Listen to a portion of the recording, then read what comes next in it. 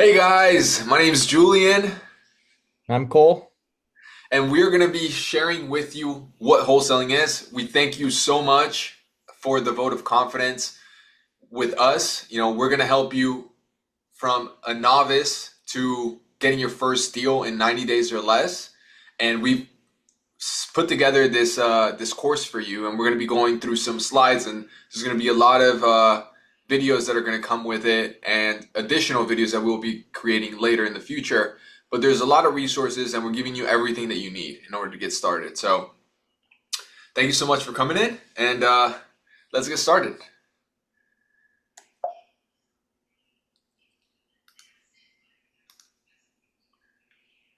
This is the wholesaling course, guys. So number one, the mission statement. So we're connecting motivated sellers with real estate investors. We're creating value through efficient property transactions, and we're revitalizing communities a home at a time. So we're actually doing a service to the community. Cole, what are the problems? All right. So homeowners needing a quick sale, normally they're in some sort of distress or problems and they don't know how to find buyers right off the bat. Investors lack consistent access to off-market properties. They're busy doing their flips, managing the rentals. They don't have time to do all the marketing. That's our job. Motivated sellers can't easily reach investors directly. They don't know where to go, who to ask. They have other problems going on, and they need an easy solution. A lot of distressed properties remain distressed for a long time. A lot of them just deteriorate till they get torn down, and it negatively impacts communities, makes the neighborhoods look bad, and we have a housing crisis. So the more of these we can fix up, the better. Amazing. And so we are born salesmen, and we can help sellers and investors get what they want. So what is wholesaling? This graphic basically is an overview of what wholesaling is. So we first locate a distressed seller. We agree on a price and sign a purchase agreement. We then market the property to find a buyer and sell the property through an assignment or contract, or as you'll learn later, a double close. And then we'll get paid at closing through a Yeah. title So company. Yeah, so here's kind of an example. So this is our contract with the motivated seller. We are going to them to buy it from them for $40,000 and close out in 30 days. And the number one question always asked is, what if I can't find a buyer? Do I have to buy it myself? No, it's subject to an inspection contingency, so you can get out if needed, and you don't have to buy the property. That's right. And then this is what the contract with the cash buyer would look like. So you're selling it to them for 60,000. So you would be making the spread, the difference. And then you're ideally closing with them in 7 to 10 days if all your, everything is in order.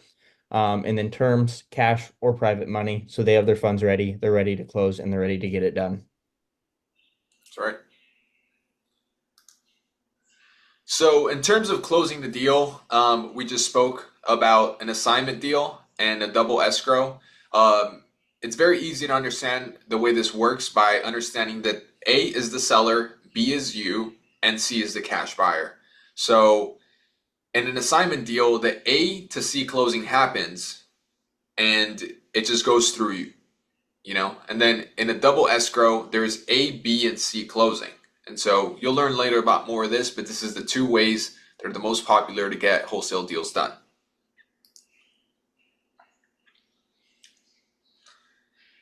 All right, so there's kind of an overview of what we just described. Sign purchase agreement with seller, sign with the buyer, make the difference. Open up escrow once you sign, go through the title process, and then get paid at the end. This is obviously a very brief overview of this. Yep. So here's the goal for you guys. Here's our goal together. We want you to make five to $50,000 in the next 90 days. Is that clear? More 50. Yeah, ideally 50. Ideally 50. Let's go. We can do Yeah. it. All right. So this is just a little bit more of a step-by-step instruction of how we do things. So basically, the first thing we have to do is market to motivated sellers. Then we have to sign a purchase agreement with the seller. We got to market to cash buyers. We have to sign an assignment agreement or another purchase agreement for double closing. We have to select the title company, and then we need a transaction coordinator. This could be us, or it could be someone we appoint who gets paid. And then once the deal is closed, we all get paid.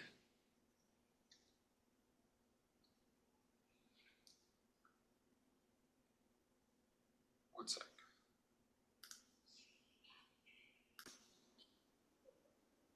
All right, guys. So I know we just dropped a lot of stuff on you, but we're gonna go step by step. So um, let's get started.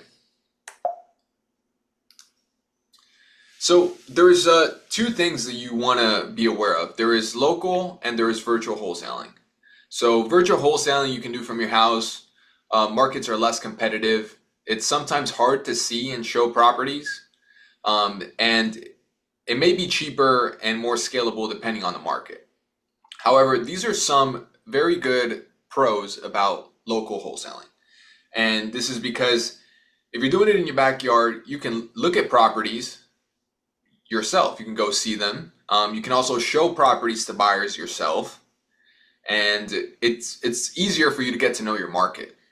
Another thing is that you get to know and build relationships with investors personally, which this becomes great because the more you establish ties with your buyers, then the faster you can get deals done and the higher confidence that you have to get those deals done. And another thing is that you can close in person and you can receive the checks from the title company in person, which is always nice when you want to post it on social media.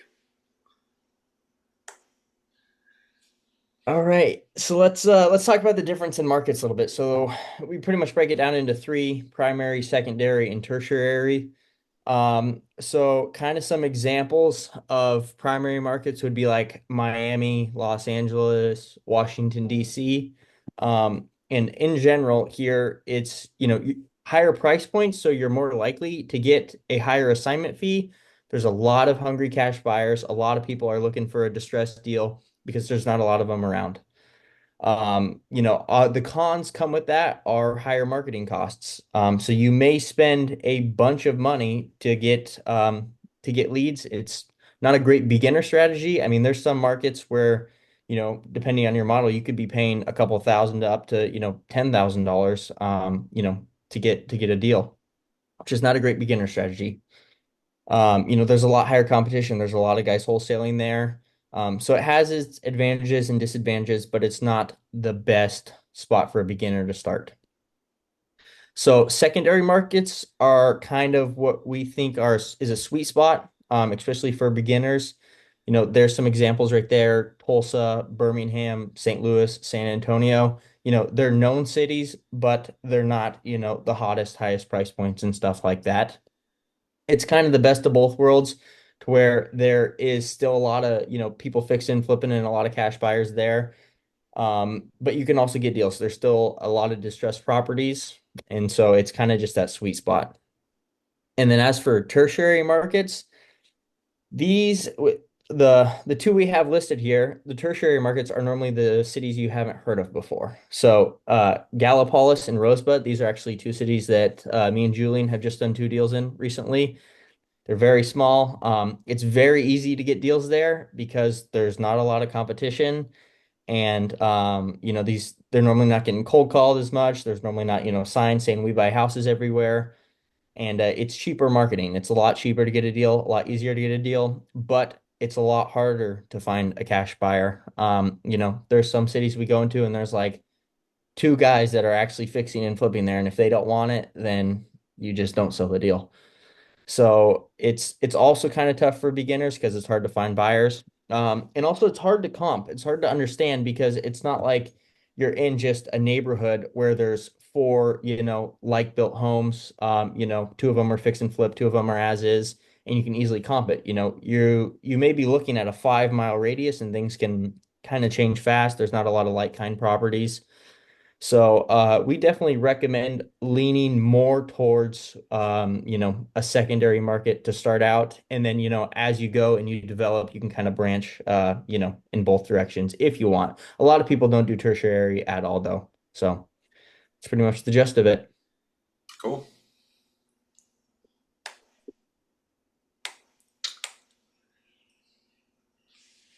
All right, guys. So yeah, we're gonna, end the video here, but we're gonna be getting into a lot more things afterwards. Okay, so stick around.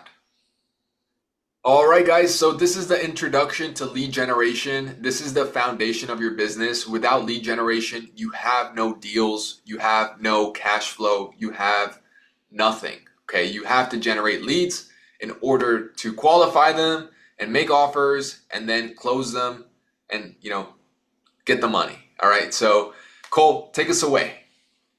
All right, so there is a wide variety of lead generation methods. We have a very few that we like to really focus on. We've, kind of tried most of them, but we're not super knowledgeable on all of them. Some of them are kind of outdated, some of them are regulated, but we're just going to kind of run through them here. Just touch points on each one.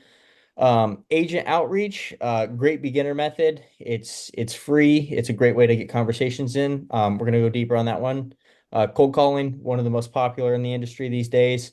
We're gonna go deep on that one as well. And pay per lead, our personal favorite. Not a great beginner strategy, but overall it's just phenomenal. Driving for dollars, we've done a little bit of it.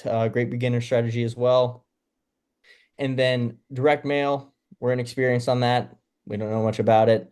Bandit signs, a little bit. We don't highly recommend it. And then, text blasting and stuff like that.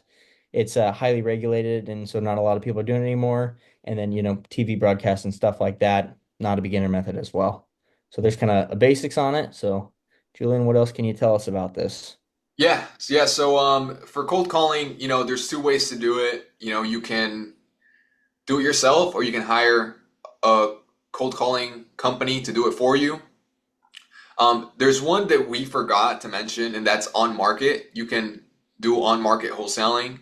I think we'll be adding that into the list. And yeah, I think that, the ones with the star, at the end, those are the ones that we're going to be going in depth about. But we are going to be, breaking it down for you, the other ones, in case you want to do it. We don't recommend it, but, we're just letting you know what the options are so you're informed and you can make your own decisions. Yeah. And lead generation is obviously it's the place to start in your business. A lot of people want to get on and worry about finding buyers and worry about finding contracts. That's two issues that can easily be resolved. We provide the contracts for you, and we can also JV with you. We also teach dispositions, but the very first thing you need to do is start generating leads and talking to sellers. That's the only way to kickstart your business. Absolutely. If you were to try to get this business started, by depending on people that do acquisitions and you do dispositions, you would have a hard time because, people really want to know that you've gone through the whole process in order for you to be trusted and given the privilege of doing dispositions on a contract.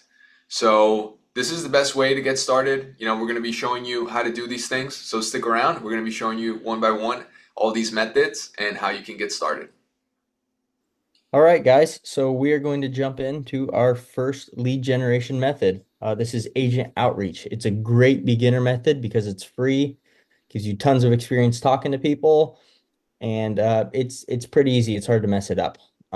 So what is it? It is building relationships with agents to bring you their off-market properties.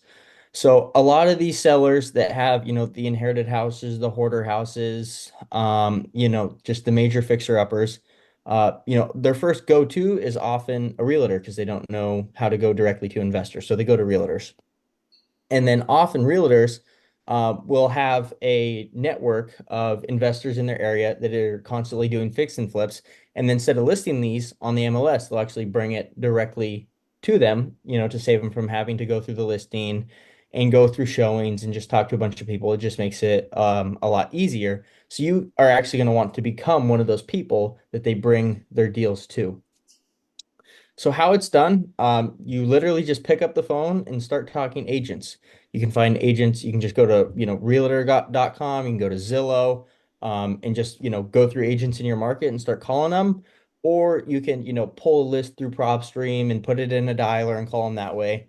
You can get a lot more conversations in that way. Either or works. And not only is it, you start the relationship, but it's building and managing a relationship. This is going to be an ongoing thing. You're going to want this agent to bring you properties, that you want them to bring them all your properties. You want, to be able to perform on them so that they trust you and see that you are a qualified buyer, and that they will continue to bring them to you. So it's a reoccurring lead generation method. Yeah, that's great. Some pros of it, obviously it's free and it's great for developing skills. You get to talk to a lot of people. You'll get to learn a lot about real estate. They'll tell you things that you probably didn't know.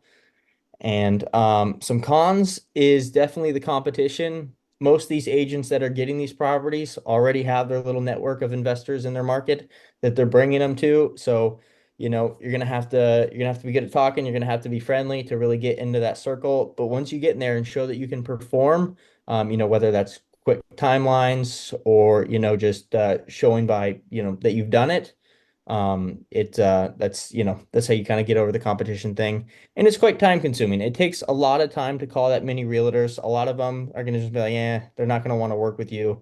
They just want to deal with their first time home buyers and stuff like that. And it's also time consuming to manage the relationships.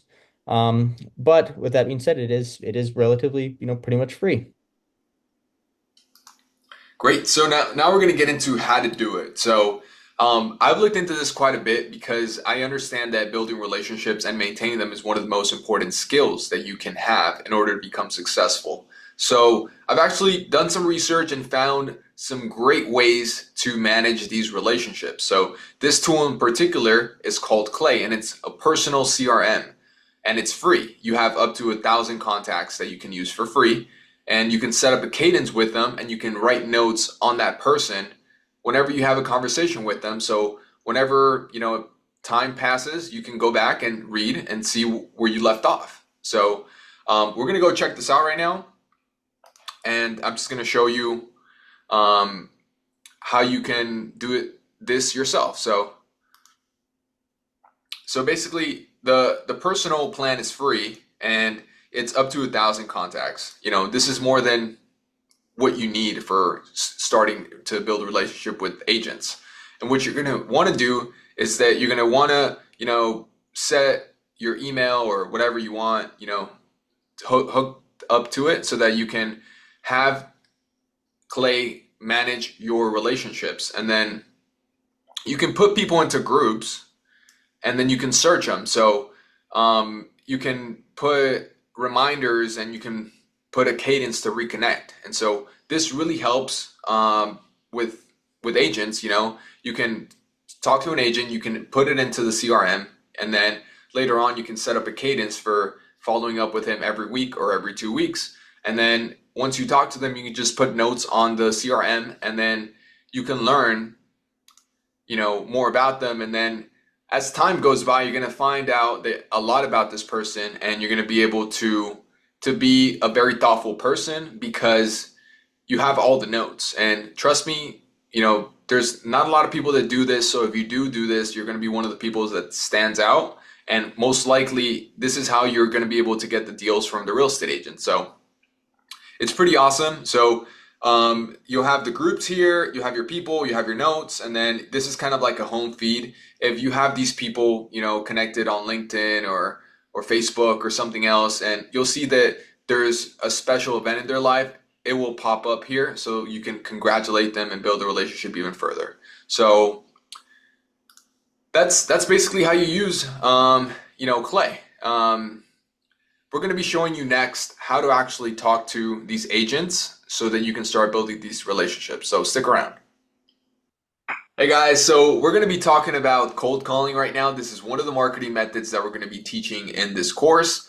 And so what is cold calling? So basically is calling motivated sellers to put a deal together.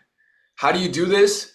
You select properties, you skip the owner's information, and then you call them. You can call them using your phone number, you can call them using a Google Voice, or you can call them using a dialer. We'll be getting into that right now.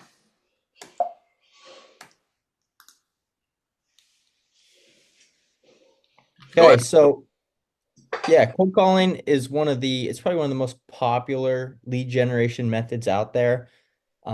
It's fairly affordable. It's a great place to start because it gives you great practice talking to sellers. It's great for entry level, and you can have a pretty low cost per lead, especially if you're doing it yourself. So a lot of people that start off, they just pull their list and then they start calling and start talking to sellers. And then some people scale it up to where some people have, 10, 15, 20, 30, 40, so on, virtual assistants doing the cold calling for them for, a much lower price. So we're going to kind of break down both of that. It's very quick. It's very easy to do. I mean, you can decide that I'm gonna start cold calling today, pull a list and have your list ready right away and be talking to sellers, within an hour. And you're calling the leads that everyone is marketing to and mailing to as well. A lot of these people are getting direct mail. So getting on the phone with them can be, a bit more effective. And it is quite scalable because you can start with yourself, then you can hire one VA, two VA, three VAs, and so on. It is very time consuming to do yourself, but I think that is a benefit in the beginning. Yep, yep, I agree with that. Alrighty, so here's some KPIs to reach for, and this is gonna be whether you're cold calling yourself or you're hiring someone to cold call for you. This is kind of the KPIs that you want to be looking for. So usually you want to get 2 to 4 leads per day. This is from 600 to 1200 dials daily. This is one agent that does an 8-hour shift. The contact ratio on this should be around 7 to 10% on the list. 10% plus is ideal. The cost per lead can be anywhere from 30 to 60 bucks. It also varies per market. Some markets are more expensive than others, so just keep that in mind. And then your cost per deal should be somewhere around $2,000 to $4,000. It also varies between markets, but you should expect to make about 4 to 6x, or I've heard even some people make 10x of what their cost per deal is. So this is kind of like the KPIs to look for. So when you're getting into this, just know that either it's yourself that's going to be doing this, or if you're going to be hiring this out, that this is what you expect to be spending in order to get a deal and get some revenue coming back in. Yeah, so we keep it pretty simple. We normally just use Propstream to pull our lists, and we can kind of show the variety of lists that we pull in order to, find those motivated sellers. And you can call directly off your phone, but it's not very effective because you're sitting there dialing over and over again. We like to use batch dialer. You plug it in there, you set your voicemail, and it just turns over and over and over calling. It's much more effective. I mean, like when Julian started, I know he would sit there and he would read a book while he had his dialer running, and he would just be ready whenever someone would pick up. So he's kind of multitasking. And then, we also have a script for this that you can use, or you can use for your callers as well. And then, we're going to show by example here. We're actually going to pull a list. We're going to tell you why we're pulling that list. And then we're gonna call it. You can listen to us, actually cold call some sellers as well. It's amazing. So here's kind of the action plan. So we're going to get a list. We're going to skip trace it. We're going to cold call it. We're going to qualify the leads. We're going to make offers and follow up. And we're going to source the deal. And then we're going to get paid at closing. And, and repeat. That's kind of how the process goes. So just wanted you guys to get a brief overview of how the process works so that you can picture it and go step by step. All right, this is the end of this training module. We'll see you in the next one. Hey guys, so welcome to another module about marketing, and we're going to be talking about pay per lead, and I'm going to let Cole take it away. All right, so pay per lead is me and Julian's favorite lead generation method.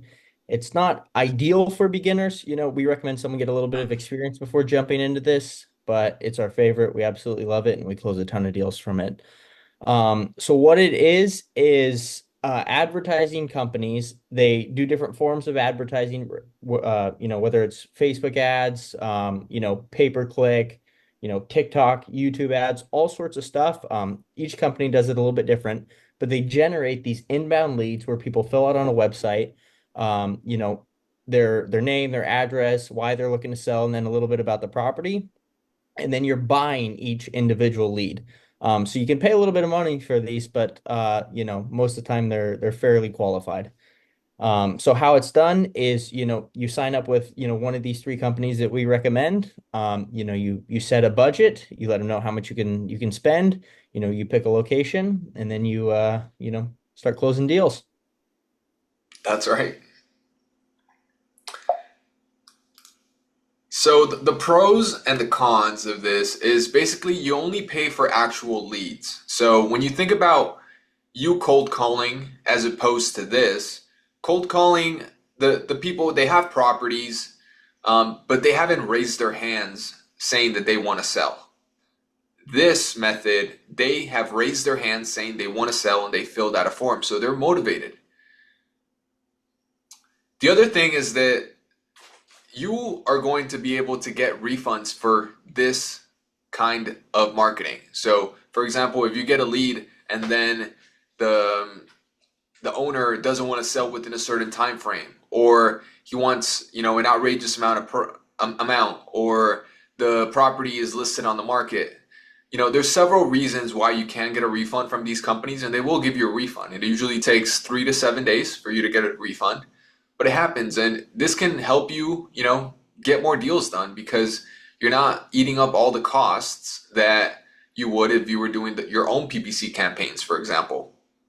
So the other thing is that this is very scalable. When you're buying leads like this, you're not having to sit on the phone all day calling for 5 hours or 8 hours just to get 2 to 4 leads. Like you can get, 4, 5, 6, 8 leads in a day. And these are all highly motivated leads. And so you're going to be doing less work and you're going to be dealing with higher quality leads and you're going to be closing more deals. So you can easily up the budget. Once you get a closed deal, you can just reinvest it back into marketing and you can have more leads coming in that are engaged.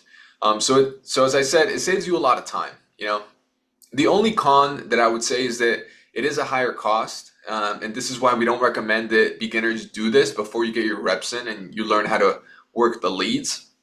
So if you are going to do this, just make sure that you've watched a lot of videos or, you've had a lot of practice with non-exclusive leads or cold calling or some other form. Yeah, so we'll kind of talk about some KPIs to reach for. On average, we are in the $50 to $200 price point for the leads we buy. That varies depending on where you get them, in what kind of lead they are, but that's kind of our generalization. We're normally 8 to 16 exclusive leads to a contract. I would say we are towards the lower end, which is, if you know what you're doing, that's, pretty industry standard. And we're looking for normally a 5 to 6x return. I would say we've been higher than that. But that's a pretty good goal to shoot for. Yep, absolutely. So how to do it? So there's a lot of companies out there, but the ones that we have worked with and we can vouch for that and recommend that they're good lead providers are LeadZolo. This is the one with the green right here. And then the next one is iSpeed to Lead. iSpeed to Lead is a different one in comparison to the rest. So iSpeed to Lead is a marketplace. So if you set a budget with them, they'll go and find leads for you and they'll deliver them to you. But also, if you have money, you can just go to their marketplace and find and buy leads that they have generated in the last 24 hours. So you can pick, you can pick the location, you can learn a little bit more about, the property before you buy it, and they still all have the refund policy, So it's great. You get to pick before you purchase. So that's great. Property Leads is really good as well. It has the cheapest cost for a lead. It's around $50. All the other ones are a little bit more expensive than that. and it's a great lead provider. And we're going to be giving you a resource sheet with all our affiliate links below, along with our scripts, contracts, and everything else that you can need that you need for this. And you can find it and you can go and sign up for these companies. They all have different bonuses when you sign up with our link. For example, property leads, they'll give you 250 bucks, as a credit when you sign up with them and you spend money with them. And I Speak to Lead, they give you novation contracts, that help you get more deals. And Lead Zolo, we're still working on something with them, but make sure to stick around. They're going to do something great for us as well.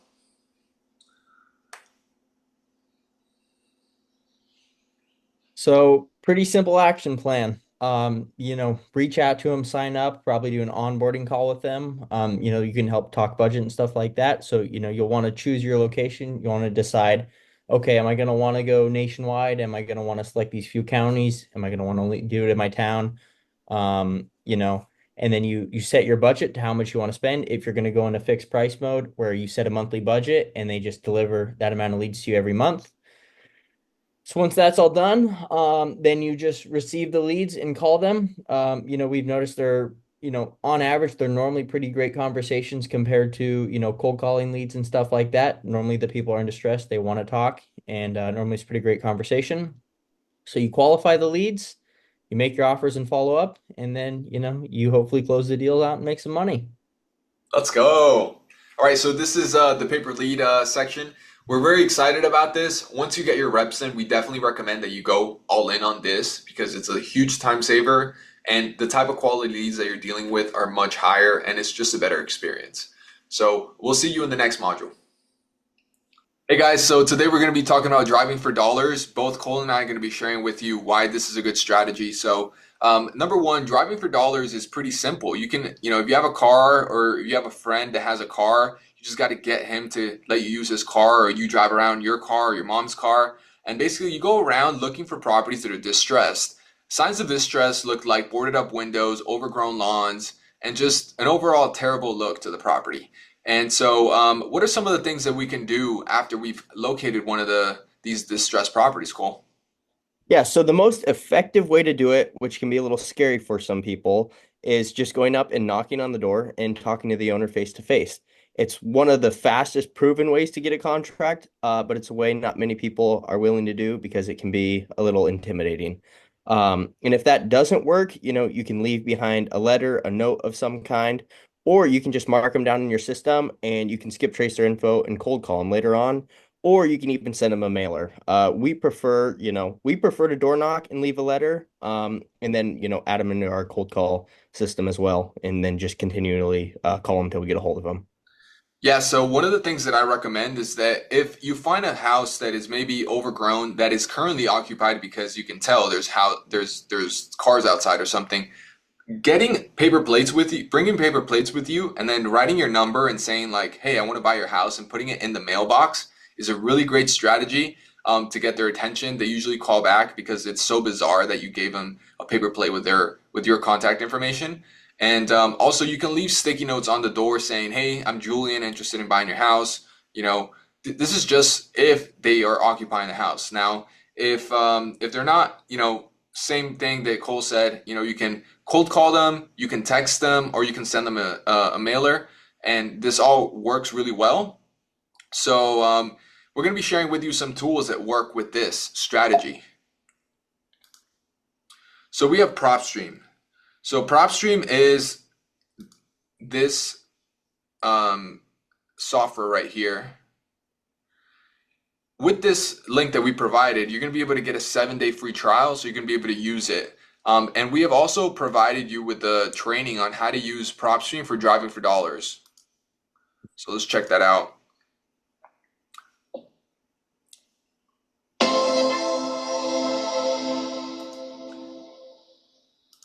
As you can tell at the bottom, it says driving for dollars, Propstream mobile app. They do have a mobile app, and so that is a very simple, easy way to use Propstream to be able to drive around and get property owners' information through that app, and also mark it down as a potential property that you would want to, pursue and trying to get a contract from. So that's pretty much it. That's basically it. So you know, keep out for more videos from us. We're going to be sharing with you a lot more about different things in the wholesaling process.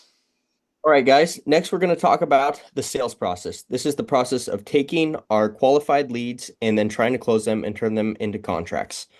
So we're going to have some examples of showing how we do this live. We like to keep it real and authentic and raw. We don't follow a very certain script. We like to use things like asking open-ended questions and listening to the sellers and trying to figure out their problems and their needs and how we can help them. So some of the things that we try to extract while doing this is we like to find out how much do they want, how much do they need for the property, what is their motivation, what's their reason for selling, what is the condition of the property, how old is the interior, when was the roof last redone, all those kinds of things. And also their timeline on when they need to move, when they need when they need the money. And then while we are in the sales process, we're trying to figure out what the ARV is of the property, what the rehab is, and what our max allowable offer is for the property. So we will do that while asking open-ended questions to keep the conversation going. And then hopefully by the end, we can either, negotiate with them a little bit off their price they gave us, or we can make them an offer if they don't know exactly what they want. Yep. Another thing to note is that based on the answers to these questions, you can put the seller in a different bucket. So it could be a cash buy, it could be like a wholesale deal, or it could be like an ovation deal, or it just depends. So depending on these answers, you're gonna get more close to knowing what you're gonna do with the property in terms of your exit strategy. So let's go on to the next slide here. So we want to talk about some very important terms that everyone knows in the real estate industry, and you should know too. And that is an ARV and MAO. What is that? So an ARV is called after repair value, and an MAO is called a maximum allowable offer.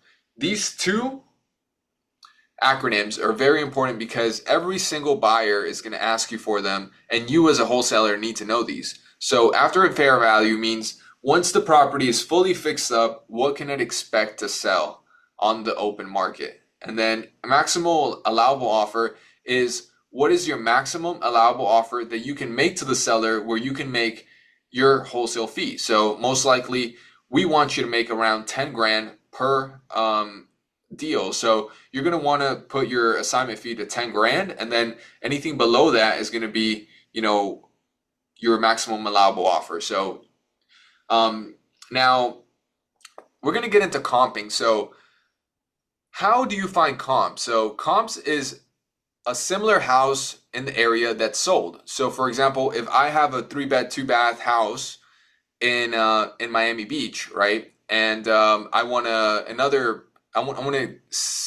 to see what this property could be worth once I fix it up. I look for other properties in my area that have been fixed up that are my same bed and bath count, similar square footage, similar built, within 10 years of being built, and also that they're the same kind of house. So for example, if I have a 1-story house, then I also look for 1-story houses, and I rule out any 2-story houses or any townhouses or anything like that.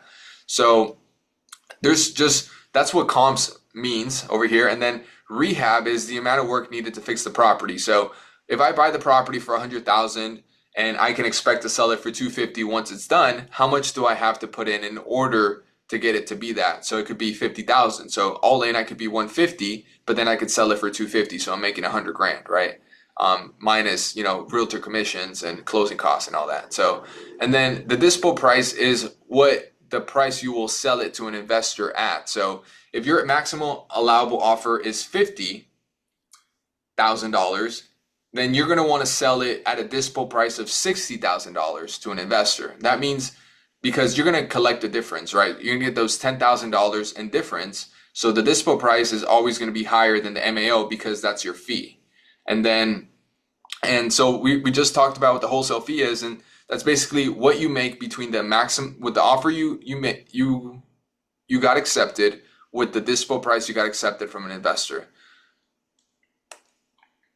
So we're gonna get into comping a little bit. Cole and I are gonna be sharing with you some of these things. So So some of the things that are really important are the foundation, the roof, HVAC, the hot water heater, the plumbing, electrical, the windows, the siding. All of these things are high ticket items. So if you find a house that has some problems like these, you're going to want to refer to the comping cheat sheet, which I'll show you right now,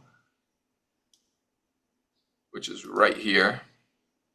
This is the comping cheat sheet. So some of the things that are important is that you stay in the same subdivision, you stay within 250 square feet, stay within 2,500 square feet of the lot size, you don't cross any major roads, and you're around 10 years of construction. And you're the same property type, 1 story, 2 story, etc.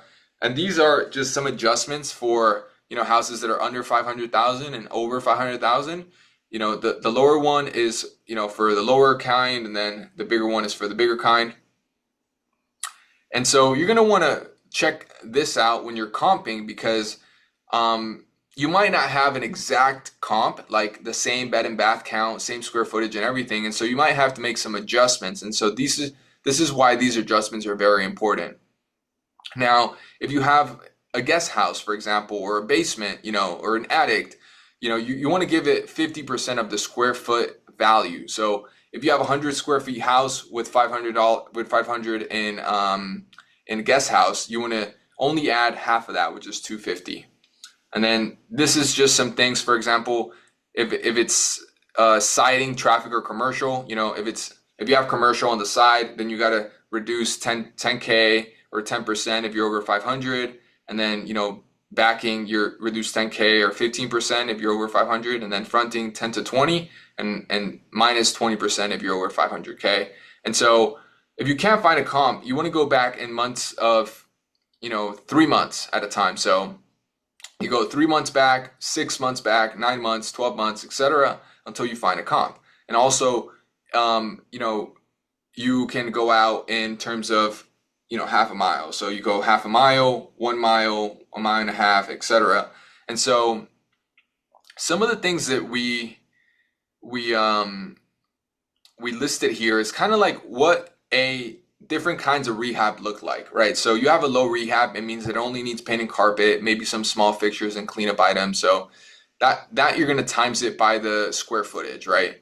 And then the mid rehab has the descriptions and so on and so forth. And so you're going to want to read this, and you're going to want to put the house in one of these buckets. And so once you have these buckets, once you have the bucket picked out, then you can go into the MAO calculator, which we'll share with you right here. This is how an MAO calculator looks like. And as you can tell, the same things here. So you see it says low rehab, mid rehab, full rehab, etc., etc. These things are all right here, right? So this is it. This is listed right here, and the price per square foot is listed there. And all you have to do is, when you find a comp, you have to, let's say you found a comp at 300,000, and then the house is 1,500 square feet. Right? So let's say it needs an interior rehab, right? Everything inside needs to be done: kitchens, floors, bathrooms, cabinets, countertops, paint inside. And so you decide, okay, it needs about 35,000. It needs about $35 a square foot. So that's $52,000. So what you do here is you put $52,000. And then this is kind of, this is about right, but I would put this a little bit lower, maybe like 15. That's fair, right? And so one thing to note is that an investor is going to want to have $1 per dollar profit on what he spends on rehab. So if he's doing a 50,000 renovation, he's going to want to get $40,000 to $50,000 in rehab, if not more. And so this is what you have to get out of it when you're adjusting the investor profit. And then that leaves you with a dispo price of $164,000, a wholesale fee of $10,000, and an MAO of $154. So if you're like me and you want to shoot for the fences, maybe you shoot for $130. If you can get it locked up at $130, that means you're going to make $34,000 of an assignment, right? And who doesn't want a bigger payday, right? And so this is kind of what you would get. And so just so you know, if you're dealing with higher end houses, you're going to want to use these estimations right here. And so let's say this was 700,000, right? And this needed, it needed an interior rehab, so it needs $67,000.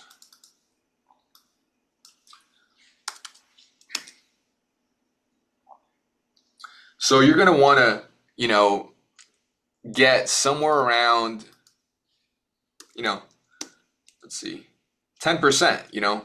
That's a good investor profit right there. So your MAO would be 462, and your dispo price would be 472 if you wanted to make $10,000. Now you can always go lower and try to make more money. So that's kind of what we wanted to share with you here. So that is, the comping cheat sheet and the MAO calculator. Up next, we're going to be showing you, the script that we use to cold call, and also you're going to see some live videos of us comping on some properties. So stay tuned. Hey guys, my name's Julian and Cole. Cole Hickle right here. He's the cowboy of the West, the deal closer. And we're going to be role playing this calling script that we made for you guys, so you guys have an understanding of how this goes down. So yeah, first things first is if you're using a dialer like batch dialer, like we recommend, it's always good to put a voicemail. And I found this voicemail to be very effective because it's a cliffhanger. So if you read it, it kind of makes people curious, and that's why they call you back. So it's, hey Cole, I apologize for calling out of the blue like this. My name is Julian. I own property just not too far from your property on 123 Main Street. I'm really trying to get a hold of you, and it's kind of important that you get back to me because, and we hang up. How does that make you feel? Kind of like concerning, like, is there something wrong? Am I missing out on something? Yeah, It's pretty good. yeah, exactly. And so that's the voicemail part. And then this is just the opening. This is what we recommend that you do. And when you're cold calling in batch dialer or you're getting paper leads, you're always gonna have a name for the person. So it'll go something like this. Hey, is this Cole? Yeah.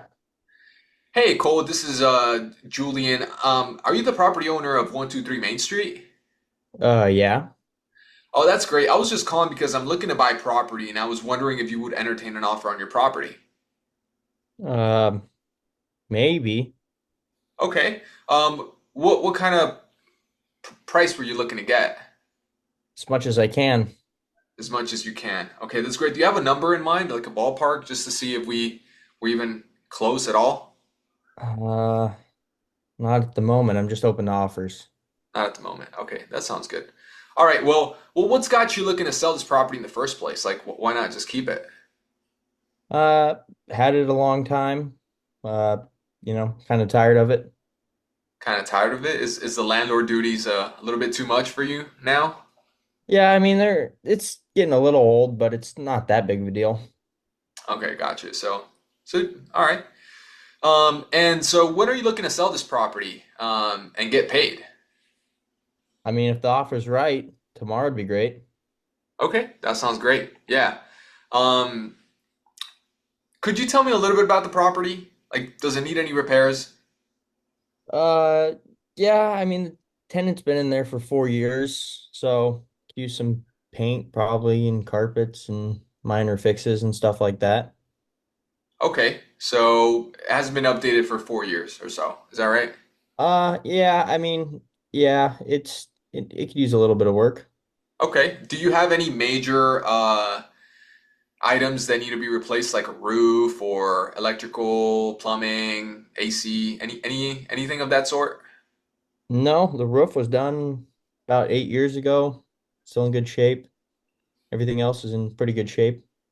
Okay, that sounds great. All right. Well, you know, I'm gonna run back and pass this information over to my underwriting team, and I'm gonna give you a call back in 15 to 30 minutes if that's okay. Okay. All right, that's fine. All right, perfect. We'll talk to you soon, okay? All right. As you guys can see, this is just kind of how the conversations goes. Um, Usually you want to get a price out of the seller. There are some sellers that are going to play hard to get, like Cole, and there's also some sellers that are going to showcase that they want to sell the property but are not in any need. Like they don't need to sell the property, and that's okay. Um, and as you noticed, one of the things that we look for is that they will sell soon, and that the condition of the property is in good shape. So we asked about the cosmetics of the house. That was okay, and we asked about the major components. Over here, we have kind of made a list of kind of all the items that you could think about when you're talking to a homeowner in regards to their house. And this is just kind of so you can get an idea of what you can ask about in order to get an accurate understanding of the condition of the property.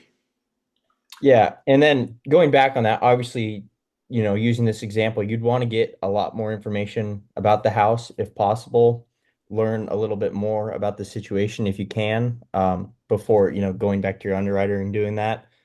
Try to use open-ended questions. The one that we really like to use is what year is the interior of the house? Because then, often they'll say, I renovated the whole thing 12 years ago or something like that.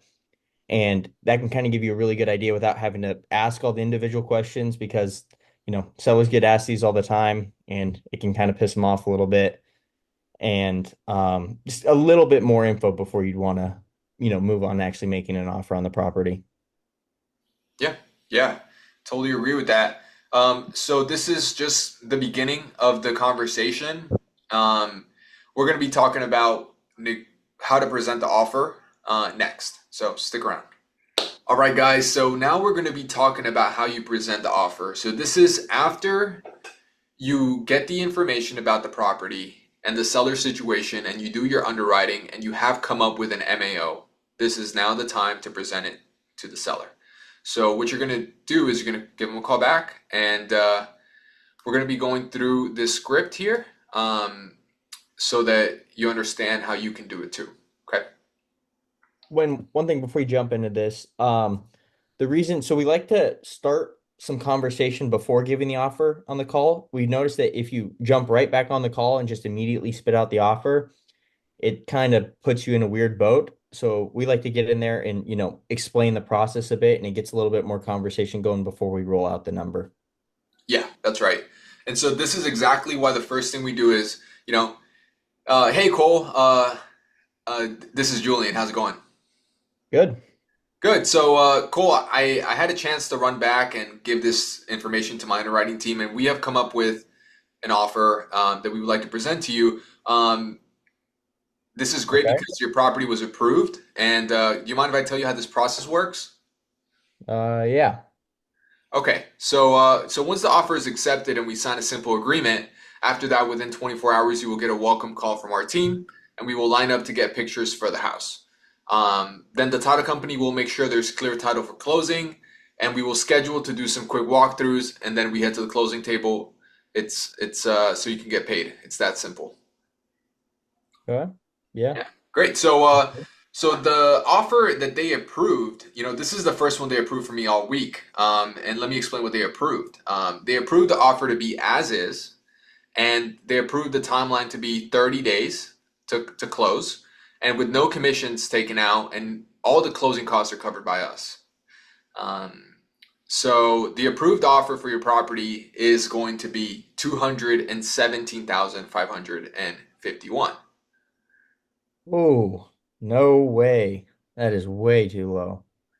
Really? Like I get it. I totally understand is maybe not what you were hoping for, but don't worry. The hard part is over with. The property has been approved, and I'm on your side here. So, um, now we just need to figure out a price that we both agree on. And I will talk to them. So, what's the price that you'd be happy with? I want 300. You want 300? Yep, not a dollar less. Is that really as low as you can go? We are paying for closing costs, and there is no commissions taken out. I probably do 295. 295. Yeah. The other thing is, we are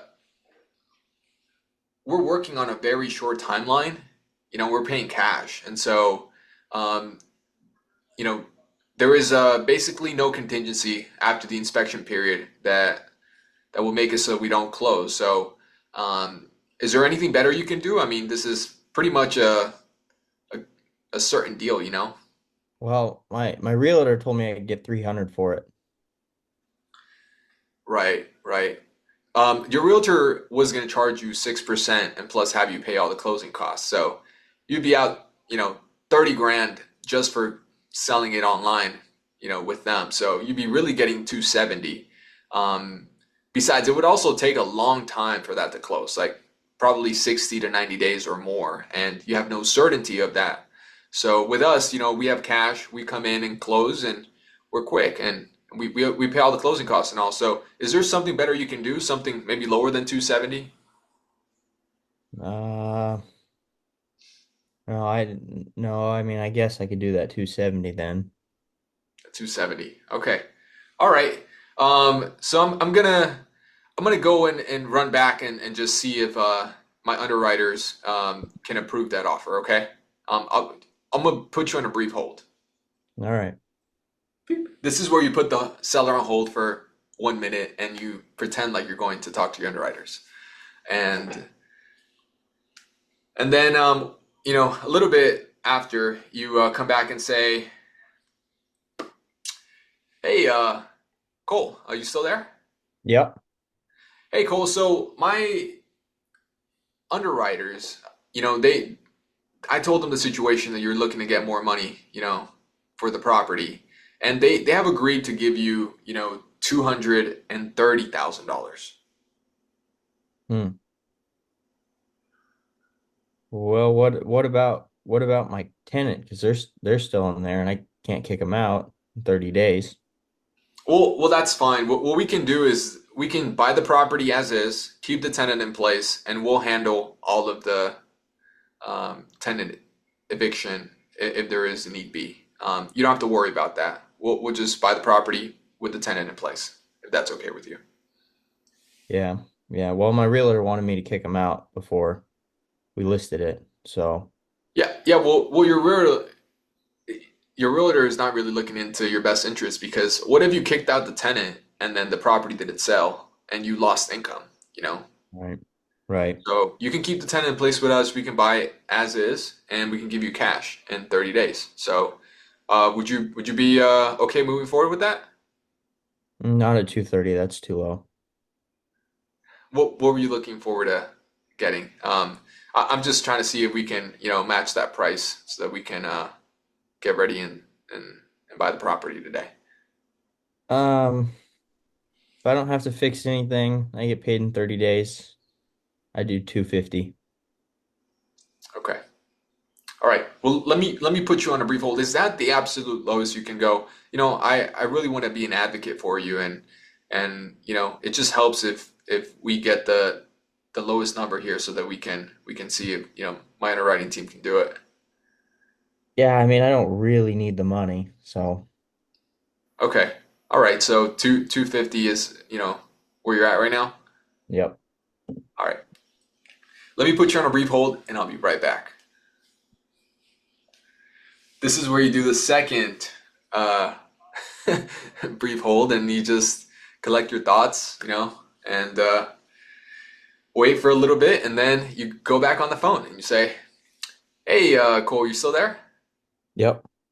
Hey, so look, I got some great news. My team approved an increase in price. They're willing to go from 230 to 240, and we're willing to get this done now. If that's okay with you, I think this is a great price, and we should get this wrapped up soon. And that's net to me. I don't have to pay, Yeah, fix anything. yeah. No closing cost means that what I'm offering you is exactly what you get in your bank. So because you have this property free and clear, you're gonna net $240,000, and it'll be all done in 30 days, and you don't have to kick your tenant out. So there's not really a lot of work for you to do. I know you want to get rid of being a landlord, and this is 240,000 so that you can stop being a landlord and continue doing some other better activities that you want to do. Yeah. All right. All right. Yeah, we can do that. All right, so the next step is I'll send you the purchase agreement, and we need to verify that your name and address and the price is correct. Okay. So if you don't mind, would you mind giving me your email address so that I can send that to you so we can just verify those things real quick? Yeah. Yeah. Okay, great. Thanks for the email address. Can you check to see if you got it? Um, no, I don't see it. Okay, I I just hit the send. It should be arriving in your inbox in the next few seconds. Yep. Yep. I see it now. Okay, great. So let's make sure that the name and address is all correct. Is that all right? Yep, that's right. Perfect, perfect. And the price, is that the right price we just agreed on? Well, yeah. Yeah. Okay, all right, sounds good. So yeah, so let's just now that we're here, let's just go over the contract. And then this is the part where you go through the contract, read it line by line or summarize it. And then at the end, you just tell them to sign. So, hey, Cole, now that we just went over the contract, can you just hit that sign button right there so that we can get started with this process? Oh, I can't sign anything without having my attorney look at it. Oh, right. Yeah, yeah, attorneys. The reason why we created this agreement in third grade English is because we want it to be simple to understand. And we understand that hiring a lawyer can be expensive. Several $100s that's most of the times that our sellers don't really have that money and they don't want to expend it. So, if there's any problems with the contract right now, I'd be happy to explain them to you, just to save you that amount of money. But if you're still willing to, talk to your lawyer about it and see if it's okay, then yeah, I encourage you to do so. Yeah, let me get my glasses here and I'll start reading it and I'll let you know if I got any questions. Okay. All right, all right. So, yeah. So, do you have any questions? No, I think it all makes sense. What's the $10? Oh, the $10. That's just the what we use to open escrow. Mm, okay. Yeah. All right. Yeah, as you see the purchase price, that's what you're getting at the end of the closing. Yep. Okay. All right. That works. All right, great. Well, thank you for signing. Um, and what we'll need is basically I'll hold your hand from the start to finish of this transaction. We'll need to visit the house a few times, and this is for taking pictures, having our repair guy check things out, and maybe bringing one of our money people to the property. You can always call me if you need to, and it's been great getting to know you, and we'll be in touch. So, congrats on closing out this chapter in your life. All right. Thank you, Julian. All right, thanks, Cole. Talk to you soon. So yeah, that's That's how most sellers act. They're very kind of, it depends on what lead source. On cold call, it's kind of how a lot of them are. They're very, you know, sluggish and kind of, rebuttal a bit. Depends on the lead source. With inbound leads, we normally have a little bit of a different attitude from sellers. They're normally in a little bit more of a rush and stuff like that. So this is just kind of a little bit different perspective.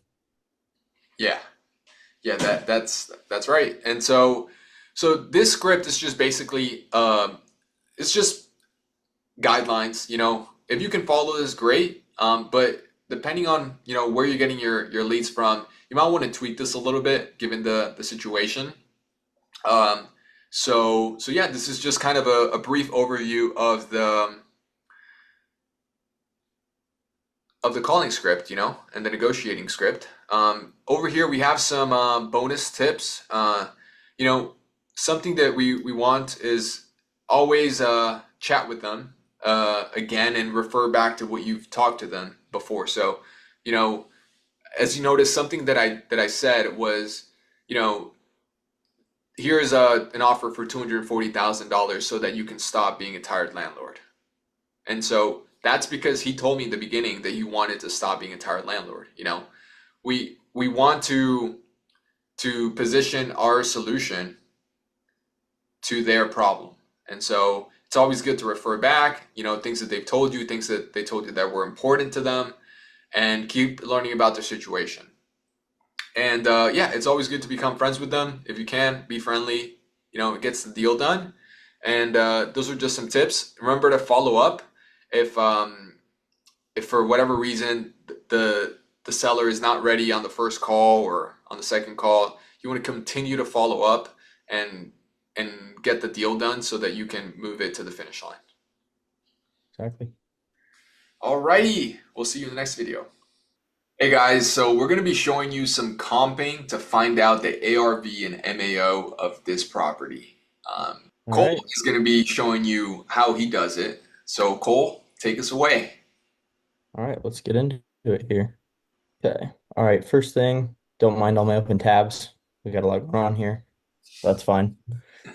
Okay, so this first deal is 502 Artemis Drive. This is a paper lead that we got. So we're going to plug it here in the Propstream. This is always our first go-to when we get an address. We normally pull this up while we're on the phone with the seller and start kind of looking to see, if we're in the ballpark of a deal. The first thing we do here is come to satellite, and then we pop down here into Street View to kind of see what kind of house we're looking at. Get a brief glance at the neighborhood. We already know that this seller is a fix and flipper. They have too much projects going on at once, so they're looking to get rid of this one without completing it. So we know it needs a full rehab. And so just kind of taking a look here at the neighborhood, taking a look, see what kind of house we're dealing with. You can obviously see it needs a bit of work. Metal roof. Roof looks a little wavy though, probably some structural issues there. Okay. All right. So next thing we are going to do after we got our eyes on the house, is we're going to come in here to comparables and nearby listings and see if we can determine an ARV. So I come here, it normally kicks it off to a half mile in the beginning. I put it at a quarter mile from the get-go. And then I select MLS data only so we can see what sold on market, as an ARV comp. Quite a bit of results here. I may actually narrow this down a little bit more. 0.2, see if we got enough. See, that's perfect. So next thing we're going to do is deselect these rental comps right here. And what it looks to be is three solid comps. We got two 3.2s. This one is also a 3.2 and 3 1.5. So pretty similar. Um, similar year built that's expected in a neighborhood like this. So these should be pretty solid comps. Another thing we are also going to do in this case is this property was listed a year ago. So we're going to look it up to see if there is still pictures on there so we can get an exact idea of what we're talking about. Okay, none on there. Normally, realtor.com holds the pictures a little bit longer. Okay, so it looks like we have 8 pictures here. See if we can run through these. Okay, yep, very old, outdated, old and dated, old and dated. Yeah, it definitely needs a full rehab. Okay. You don't always get the luxury of having pictures like this, but when they're there, we like to take a look at them. All right.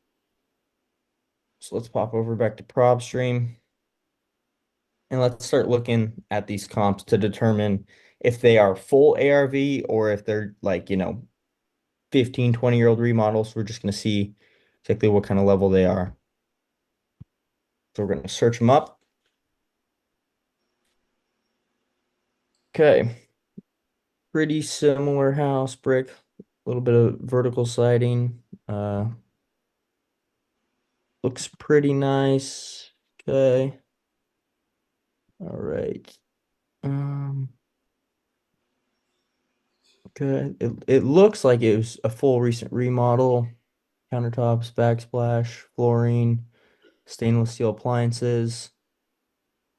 Uh, we're just gonna go through and make sure that the whole place was remodeled. See how the bathrooms look. Bathrooms look nice. All right. Okay, that also looks nice. Backyard looks nice. Okay, definitely a pretty nice house. So that's definitely pretty supporting for ARV at 245. Let's see where these other two are. It's 239, also pretty close. This one's got a little tiny, I don't even know if you could fit in a car in that, so it doesn't really do much, but it definitely adds something. Okay. Let's see here. So those are not very nice countertops. Those are older cabinets. Not granite. Doesn't have the stainless steel appliances. Um, tile. It's definitely not as nice as the last one. A little bit more plain. That's nicer tile. Hot water heater. Okay. So it's not a full ARV, but it's close. So I definitely say we could still lean towards that 245 for an ARV. Let's check out this last one just to make sure.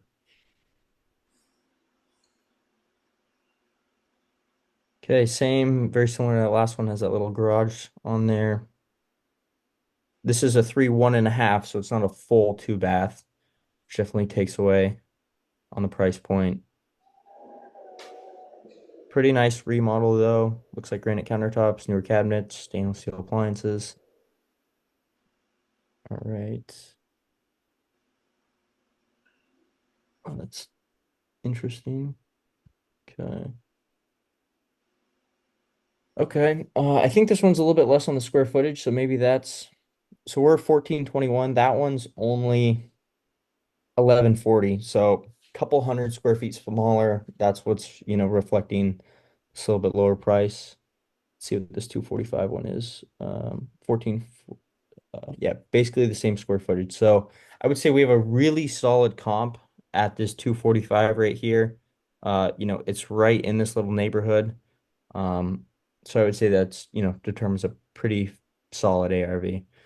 So what we will do is we will come back over to our calculator, our manual calculator, and we will plug that in. First thing we have is our ARV of 245,000. Another thing I'm going to say, so, okay, yeah, that looks good. Okay, so now we're going to determine the rehab. So 1950s, that was a 50 something, 1956. I'm gonna say it's a full gut job. Someone's gonna want to come in there and rewire and replumb the entire thing. So full gut job at the square footage. So let's punch in the square footage. What time was it? 1421. Okay, so let's punch in the square footage. A full gut job, so $88,000 rehab. That's heavy, but I'd say it sounds about right. So we will go ahead over here to repair costs. And I don't use this calculator much. So Julian, I actually put it into the blue one, right? Yeah. Okay. Sorry, I normally just go off my head here, but I don't want to mess up your formulas. Yeah, you're good. Okay. All right. So we have our selling costs, holding costs. In a market like San Antonio, decent market, a lot of guys wanting to fix and flip there. I think someone wouldn't do it for 10%. I think that's a little light because it is an extensive rehab. Normally, I feel like you could get away with 10%, but I don't think someone would want to do an 88K rehab just to make 24 grand. So we would want to put 15% in there, I'd say. As for a wholesale fee, it's like Julian's trying to get super rich over here. I think we could do it for maybe a little bit less. We like to shoot for 15K, or we like to shoot for more than that, but we're happy to do a deal at even 10 or 15K. what you Usually do. our average is we're trying to get 20K. Um, but if we can get 10 or 15, that's fine. Trying to. Yeah. So, 15K MAO at a 15K MAO gives us this a $15,000 assignment fee, gives us an MAO of 73,000. I think that looks pretty good. One thing that we also like to do in deals like this is actually see what the fixers are selling for. If we come, if we pop on the market and there's four or five other properties that are comparable to this and they're selling for 65, well, just because the numbers make sense doesn't mean, it's a deal. So it's got to make sense that there's not a bunch of deals like that out there. So we will actually, let's do this. Let's see what's active, pending, contingent. Let's take away the solds. Yeah, there's no fixtures for sale in this area. Let's pop it out a little bit. So we'll kind of scroll through here. So there's fixture at 160. Let's just take a quick look here. See what we're working with. Okay, no, that doesn't really apply. Wow, so I mean they also have a fixture at 160. But it's not selling, so I don't really think those numbers make sense. So I mean, yeah, that's pretty much it. That's a pretty easy one to comp, a 3-bed, 2-bath in a neighborhood like that. Um, yeah, I mean, anything else you wanna touch on this one, Julian? Yeah, I mean, well, whenever you're looking at a property, usually, as he mentioned, if you're doing a big rehab, usually what investors want to see is like a dollar for dollar in repair costs and profit. So, given that this is kind of a low price point, like 245, and there's a big rehab involved, we do think that a 15% is more reasonable here.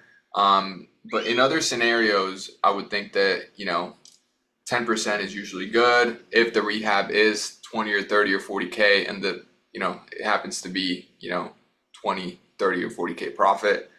So that's always good.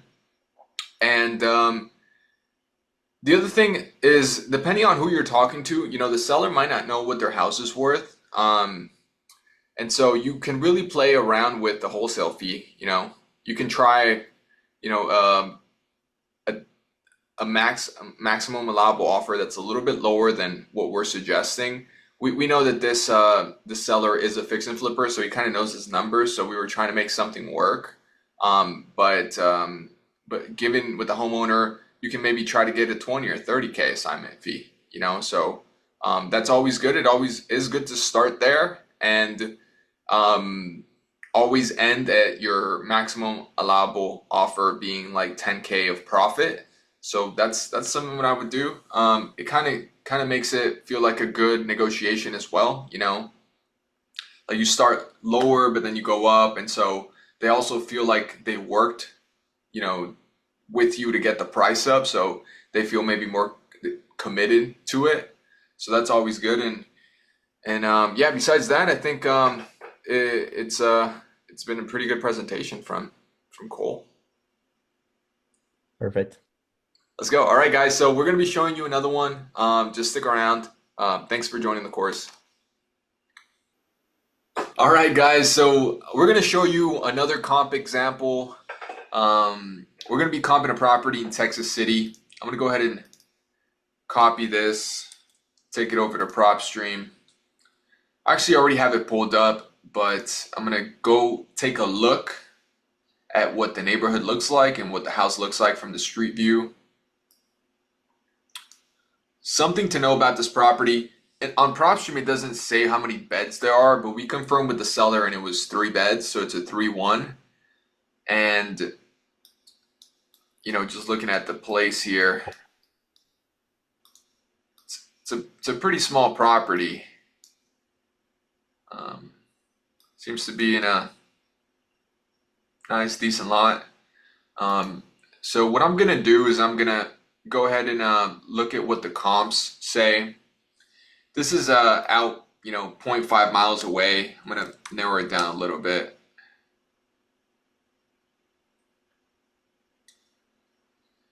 So we have a 832 square feet. Well, this is a rental comp. This is okay. So, yep. So this is 100 square feet, in difference. Usually you want to stay within 250 square feet. So this is definitely within the ballpark. It has a smaller, it has 2 bedrooms instead of 3. But this one is good, but that's a rental.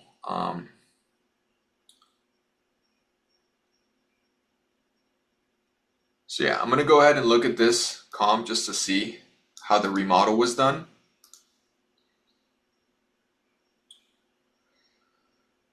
Redfin is the one with the pictures this time. Usually it's Realtor.com. But this was a nice rehab. You see new floors, new appliances, new countertops, nice cabinets. So this is good. This is pretty up there. The only thing is doesn't have 3 bedrooms, but we're gonna keep this into account. We're gonna keep looking at some other comps. We're gonna look at this 169. It's a 3-1, 1,000 square feet. It's a little bit newer, but it's within the range. We don't have any better comps to work with, so we're gonna go with that. And then, so let's check it out.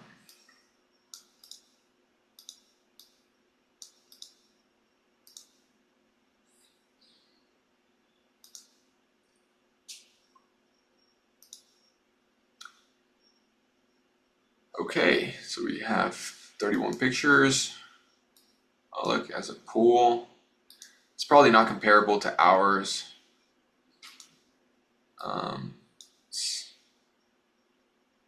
Seems like a light rehab.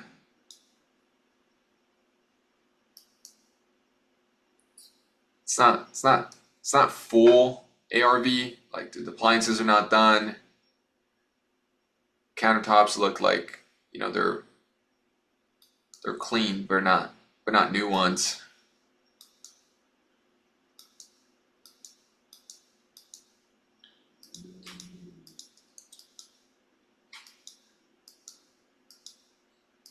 Okay. Yep. So anyway, we're gonna look back, and what I like to do is, this is 227. This seems to be an anomaly, and that's a 3-1. Let's see why this is so expensive.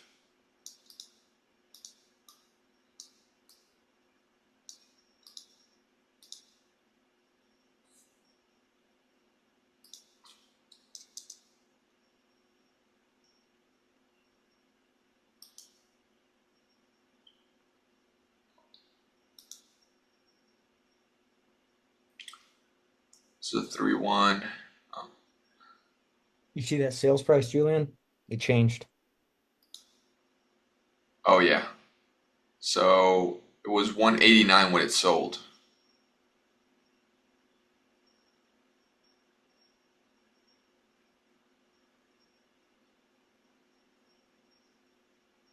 So they say it sold for 160 to 185.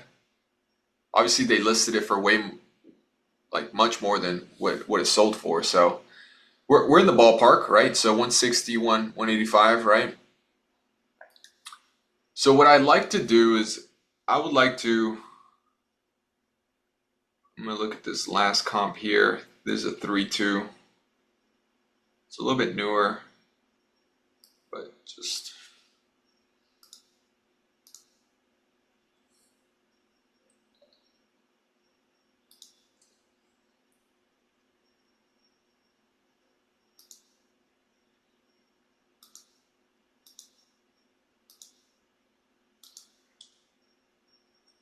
okay. So this is it's like a light rehab. It still has carpet, so it's not full ARV.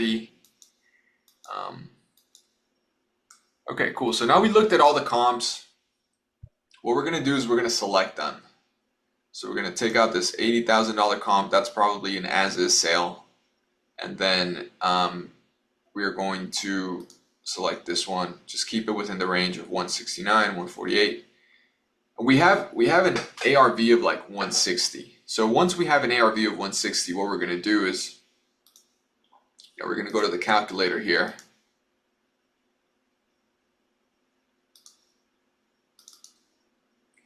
We're gonna plug this in. 160.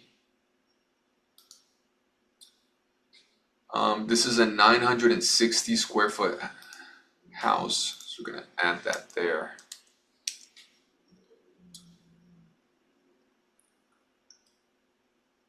And remember, she had already done all the major items on the house, and only the windows need to be done, and there's some releveling that needs to be done. So I would put, it's not quite a rental, but I would put somewhere along the lines of a 21, dollar a square foot, kind of like a made rehab. So we add that here. And basically what that looks like is, the investor is going to want to make somewhere between 10 and 15%. So if we put 10% on here, it puts our MAO a little bit higher, but remember that they want a dollar per dollar profit. So if they're spending $20,000 on rehabs, they want to make at least $20,000. That's usually, it's not like a rule that you can use in all situations, but it's a good thing to follow. So I would say put this, at 13. 15 would make it a really good deal, so we're going to keep it at that. And then I would say always shoot for a 15K wholesale fee. So 15K would be 80. So you want to make an offer that's somewhere around 80 to 85, right? But if you're like me and you want to get a little bit richer, you want to just shoot a little bit higher, go for 20. So really you want to get somewhere between like 70 to 80, 75 to 80. And so that's kind of what I would say would be your MAO.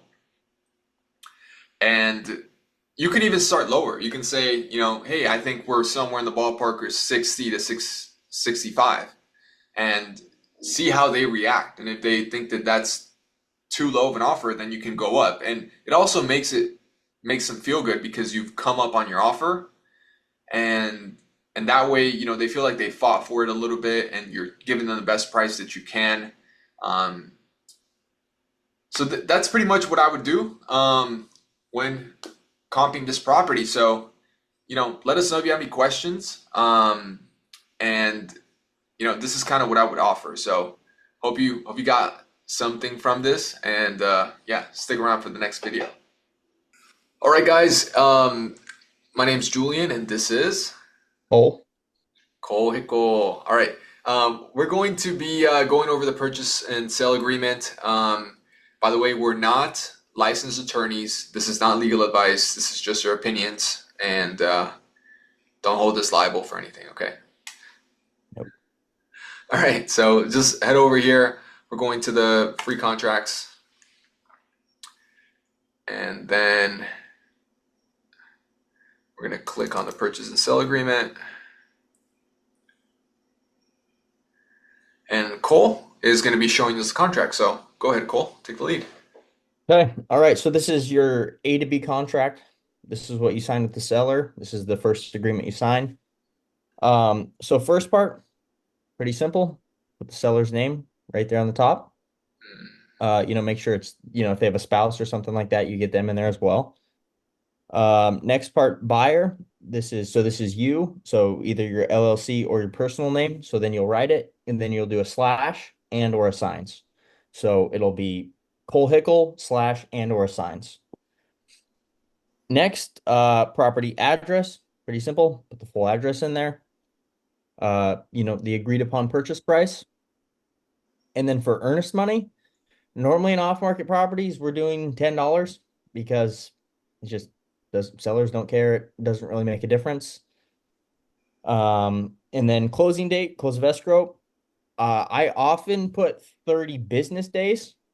It kind of just depends on the deal, but that's kind of just our standard go-to is 30 business days.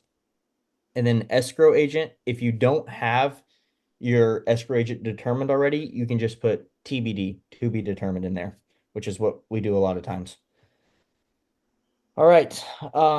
First part, it's basically just stating what this is. This is an agreement to, sell the property above. Pretty simple. Next is the earnest money. That's, normally the $10. Just saying that it needs to be deposited at the escrow agent within 48 hours to, activate the contract. And, if the agreement is canceled by buyer, buyer becomes entitled to return EMD, but becomes entitled to a return of the EMD by the escrow agent, and they shall immediately release it.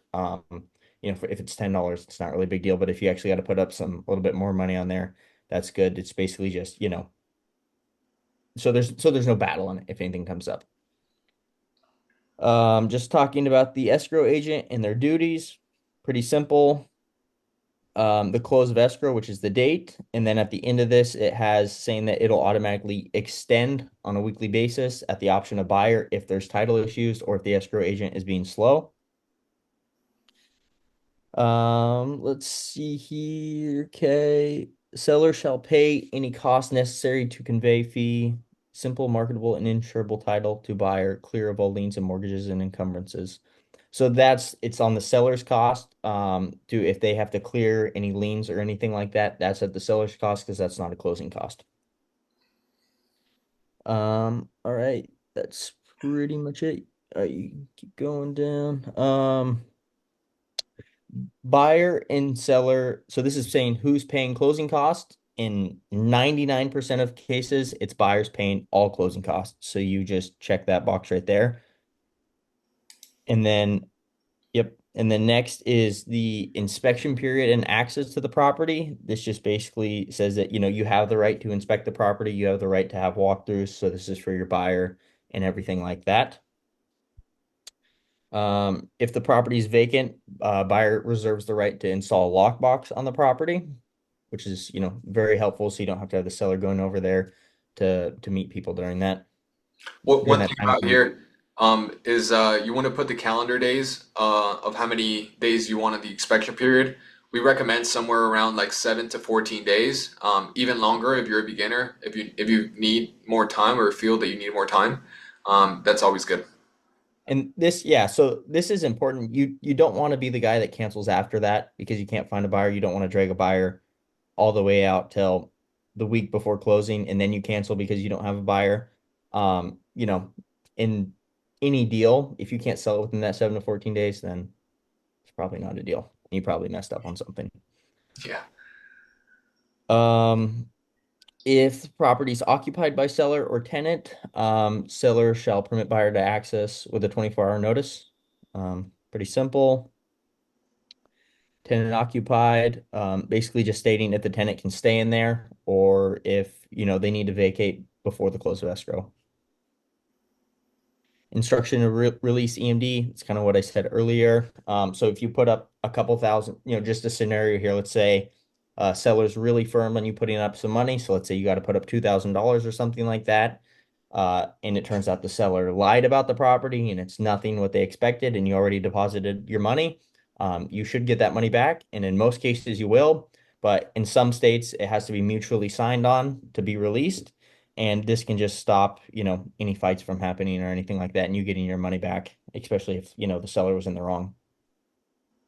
Yep. Basically just stating that it's an as-is purchase, and that, condition is to, stay the same, from when signed to, closing date.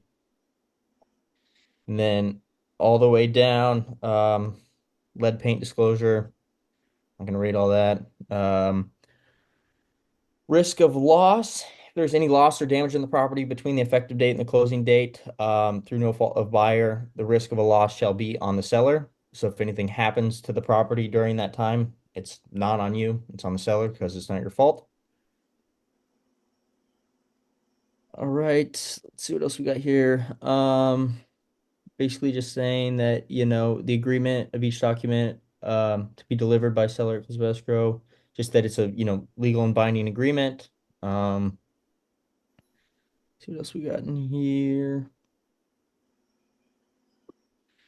Um, just a bunch of legal stuff. Doesn't really affect you. All right. And then, okay. And another important one, assignment novation, just saying that you have the right to assign or novate the contract. If it is a novation, you have to sign the separate novation agreement, but this just really clarifies that you have the right to assign to that end buyer. Let's see here. Marketing. This gives you the right to market the property, such as I think this one, yeah, yes. So they can advertise the property for sale or rent, so you can do your pre-marketing and stuff like that, and you can list it online and not have any troubles there. Right. Okay. Pretty basic stuff. Any other terms and conditions? Sometimes there's random things that will come up that you will want to put in there. Um, such as if there's a post-possession occupancy or something like that, or if there's a tenant in place and the seller wants to keep the security deposit, you can write stuff like that in there. Just anything extra, that's the spot to put it. Okay, in bold there, just, saying that they weren't, pushed or anything into signing this agreement. And then seller signature, and then you want to put all their info on there, their name, their email, their phone number. It's helpful for the title company because it's right there. They can go find it. And then obviously the buyer signature as well, which is you. And that is pretty much it. Perfect. Yep. And that's pretty much it. There's one thing that we would like to mention that I think we didn't talk about. Um, so there's this clause right here is very important. There are some states that you both the seller and the buyer need to sign off on to releasing EMD, and this sometimes can be problematic because if the seller doesn't want to release it, then your money just gets tied up with title forever. So this is a good clause to have there. It also states that in case that you cancel during the inspection period for any reason, that you're going to get the money, and also it says that or to any person or entity designated by buyer to receive the EMD. So for example, let's say that you got this property under contract, you put in $10 of escrow, but then you had your buyer like 2 or 3 hours later put $3,000 or $5,000 of non-refundable earnest money. This means that if the buyer that you just assigned to does not complete their purchase, let's say within the week or so that you guys negotiated, then you get to keep their earnest money, um, because you can designate it that it goes to you and not to them. Does that make sense? So that's just one more thing, and that's pretty much it. So yeah, I'm glad you guys watched this video and you got an understanding of the contract. So stick around. We're going to be showing you more stuff. All right, guys. We're going to be showing you the assignment of contract. Cole is going to be leading the way. So let's open it up. All right. So assignment of contract, this is the agreement from you to your buyer. You're assigning your rights to buy the contract to the end buyer. So pretty simple, pretty similar to the purchase agreement. Put the date in there, and then in this scenario, you are the assigner and your buyer is the assignee. So you'll put your name in there as assigner, and then your buyer's name will go right there on that line. And then obviously identify the property again with an address, and then the assignee purchase price. This is the total price that your buyer is buying the property at. So your contract price plus the assignment fee is assignee purchase price. Assignee earnest money, we often like to get like 5,000 on most of these. Sometimes deals are a little bit smaller and sometimes it's, 2, 3,000, but we recommend to try to get 5,000 on it. Next is closing date. Ideally as soon as possible. If title's ready and you're a cash buyer, they should have their funds ready. So we try to put that as soon as possible. And then escrow agent, you should have the escrow agent by now, so you can put that in there. Okay. All right. So next is stating that, the assignee is required to deposit earnest money within 1 business day, within 24 hours. Just so you know, you're not wasting time with a tire kicker or anything like that. And then it also states, that they must provide a copy of, the receipt of the earnest money as well. And then let's see here. So next we go down to timely close and mutual release of EMD. So this basically states that the earnest money is completely non-refundable unless clear title is not able to be delivered. So they can't back out for any reason. And if they do, you get their earnest money. And then this is also the pre-signed mutual release of this. So you don't have to battle with them over getting the money back. All right. Also says that they waive the right to an inspection period so that they can't sign and then 7 days later back out because that's how you can lose contract. Giving them access to the property, and that, you're harmless of any liabilities arising from, them walking the property if they get hurt or anything like that. And then if the agreement is assignable, or not assignable, most cases it should not be assignable. There will be those rare cases where the buyer will be actually assigning it to a new LLC just for that specific property, but you want to be very careful with that and you want to vet them hard to know that yes, they are a real fix and flipper and yes, they're going to be the one closing on it. So that's something to look out for. And then, if there's any other terms and conditions in there, a lot of times in the assignment agreement, there's not. And then obviously, same thing, just signature, assigner, and assignee. And it's pretty straightforward and simple agreement. Yep. Uh, I don't have anything to add. I just want to repeat one of the things that I think is very important, and that's this part, which is the assignee earnest money shall be given back to you in case that he cancels. And that's because usually what you want to do is that, let's say you're making ten or $20,000, if you can get 5,000 or even go up to 10,000 with a buyer for getting earnest money, it really limits your risk, because if they for whatever reason don't close on the property, then you get the $5,000 or $10,000 of EMD, and so you still come out on top. This can then, you can pocket that money and then continue to find another buyer, or you can just cancel altogether if that's what happens. You can't go through with the deal anymore because he ate up all the time, and so it gives you some compensation for the fact that you brought a deal to him and he signed off, but then he didn't move forward. So that's really good. And yeah, that's pretty much it. Stick around. We're going to be showing you a little bit more about the other contract that we use, the B2C. All right, guys. My name's Julian, Cole? and we're going to be showing you how to use the B2C contract. So let's check it out. Head over So here. the B2C contract is used when instead of doing an assignment, you're doing a double close. So you actually fund the first close and then it closes simultaneously back to back, A to B, then B to C. This is where you often bring in, a lender to fund this for you. They charge you a little bit for it. We're going to go a little bit deeper on what a double close is and when to use one, but for now, we're just going to go over the contract. Okay, pretty simple. Who your end buyer is, and then you as the seller. So you fill that in right there. And then describing the property with the address and stuff like that. Same thing. Purchase price, blank right there. Write it in, put the dollar amount in there. Pretty simple. Earnest money, same thing. Get a big chunk of earnest money. 3, 5, 10,000, whatever you can get, the more the better. And then the balance, which is the purchase price minus the earnest money, is the balance to be paid at close of escrow. Same thing as the assignment agreement, talking about the EMD and how it's non-refundable, all that stuff. This is pretty similar to the assignment, it just has a couple more different things in there.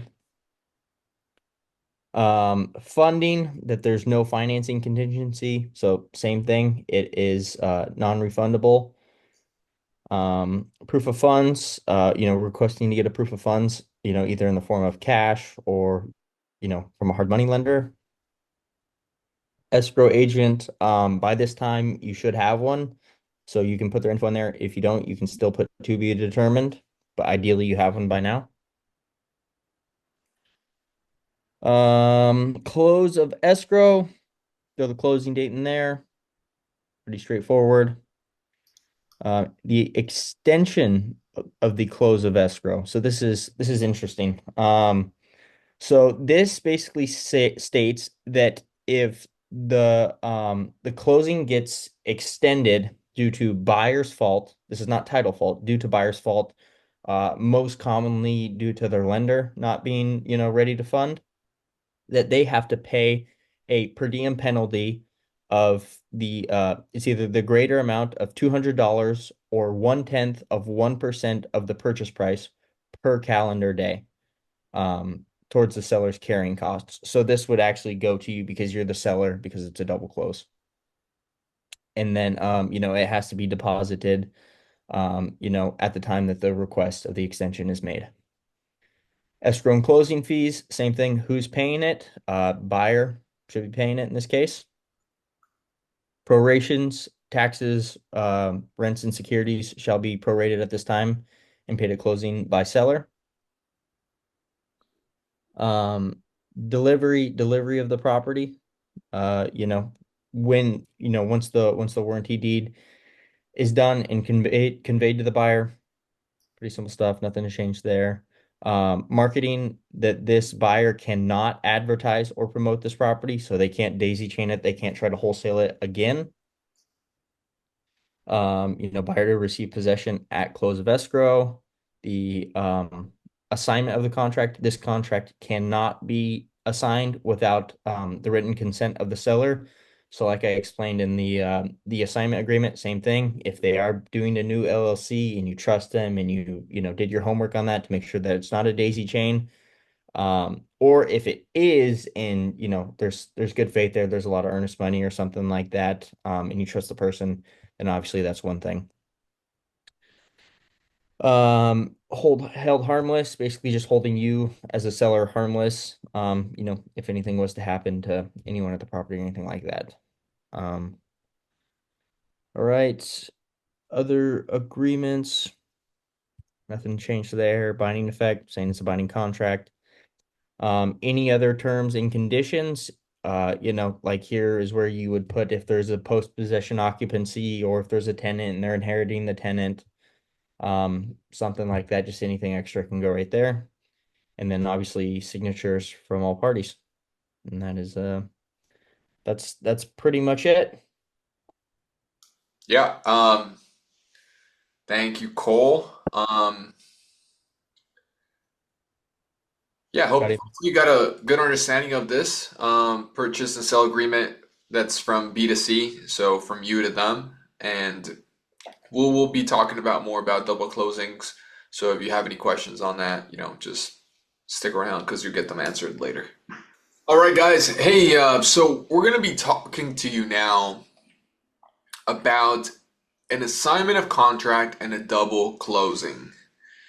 These are two different ways to achieve the same goal. So, the difference between an assignment of contract and a double closing is that an assignment of contract is one where you're assigning your interest in the purchase and sale agreement that you signed with the seller.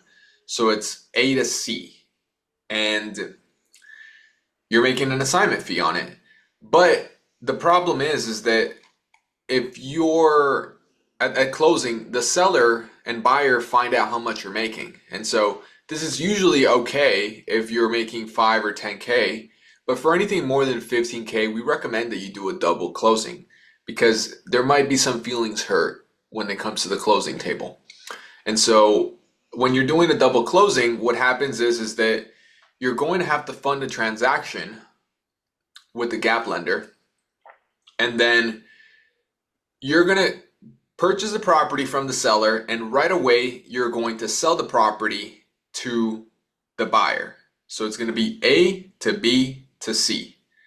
And in this scenario, the benefits of it is that you are going to no one's going to see the how much you're making. So the buyer is going to see that, you bought it for the same amount that you're selling it to him, and then the seller is going to see that you're purchasing it from him at the purchase price that you agreed with him. So those are the benefits. Usually the costs are heavier when you're doing a double closing because there's two closings involved, but sometimes that can be, mitigated a little bit if you find a title company that has pass-through funds. An assignment contract is going to be cheaper to use, but you have that risk, of seeing, of showing the seller and the buyer how much you're making and them not signing. So all in all, these are some of the things. I think Cole can add some more things if he thinks there's anything to add. Yeah, so another cost on that is the lending. So transactional lenders, they're everywhere. They'll be the ones that actually they fund in, they fund out, and normally you pay them 1%. That's pretty standard. They're easy to find, they're everywhere. It's super easy to do. They love to lend their money because they get a great return. It's very fast, it's risk free.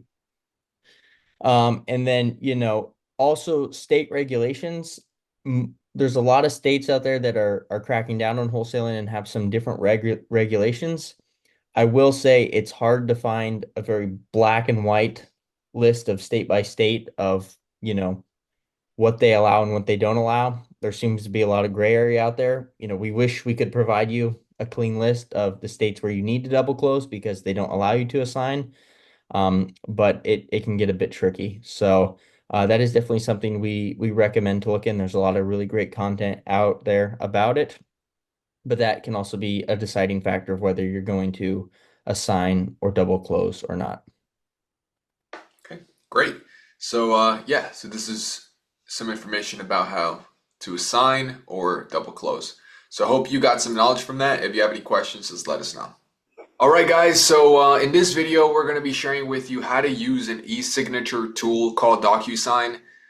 DocuSign, like many others, are very important tools that you have to have access to because they allow you to do business. So when you have verbally agreed with the seller to buy their property for a certain price, you now need to send them a purchase agreement so that they can sign it and you can officially be under contract. So we like to use DocuSign. So I'm just going to give you a brief, explanation of how to use it. I'm using a free trial here. So what you're going to want to do is you're going to want to drop your purchase agreement here. And this is going to start creating an envelope. This is so that you can send it to the recipient. And a little tip for you guys, DocuSign gives you a free 30-day trial for every email you have. So if you're just starting out, you can get if you have 2 or 3 emails, you can get 2 or 3 months free. So it's just a tip to save a buck when you're getting started. Absolutely. Yeah, that's right. So here we have the purchase agreement. I'm going to add Cole as the recipient so that we can share with you how to use it. Perfect.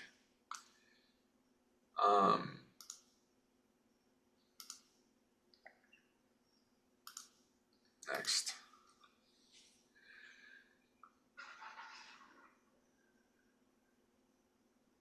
So what you're going to want to do is obviously you should have this already filled out in the past, But what you're going to want to do is go down to seller's initials here. You're going to want to put the initials right there. Then initials right there. Initials right there.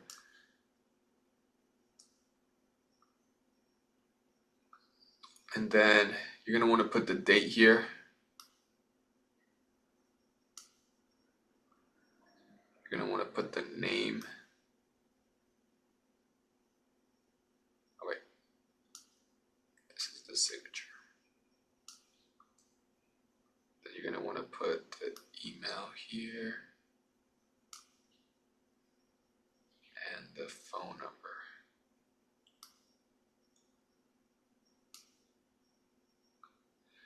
So that's pretty much it. What you want to do is, for example,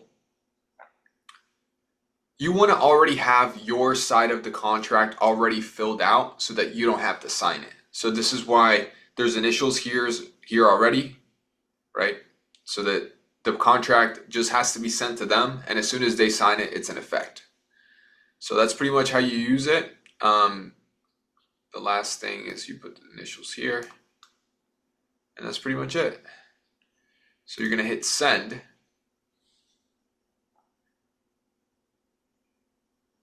And the agreement has been sent. So Cole, on the other end here, should be receiving the document in order to sign, and then he's going to go ahead and do the signature process. And that's how you use DocuSign. So it's pretty simple. So just stick around. We're going to be showing you more things in the next videos. Hey guys, so in this video we're going to be sharing with you how to take pictures of the property so that you can market the property, and where to store them so that you can get them to your buyers in as easy as possible format. Cole's going to take us away. Yeah, so the first thing you'll want to do is, once you have a signed contract, is you want to get pictures of the property. There will be times where you will sometimes get pictures prior to signing the contract. Sometimes sellers will want to show you what they have, in hopes that they can get a little bit more money on their end. Sometimes it works that way. But obviously, if you're local and you walk the property, just take the pictures when you're there the first time. It makes it easy. Take as many as you can. We recommend 30 to 50 is ideal. Also, videos is great. Buyers really appreciate that, and it's easier to sell a property to a buyer sight unseen if you have a lot of pictures and videos, so they can really see what they're working with. If that's not the case, you're not local, then we often try to get them from sellers. A lot of times we can get a decent amount of pictures. We can get 10, 15, 20 decent pictures from sellers, but they're not always there. If they're not local to the property, or they don't have a smartphone, or sometimes they send them and they're just really bad quality, and you don't want to pressure them to make them go get it again, then that doesn't always work out, but it's a great place to start. And if that doesn't work, if you're able to get a buyer to walk the property without having pictures to show them the property, you can have your first buyer or two send you pictures. You can say, hey, you're my first buyer walking this property. We'll give you first right of refusal. We just ask that you take, a good handful of quality pictures for us. Show us what you're seeing, show us what you're thinking, that kind of stuff. And if that doesn't work, if you're not able to get any buyers to walk the property prior to having pictures, then last case, kind of go with a handyman service. You can find these guys on, Craigslist or Facebook Marketplace.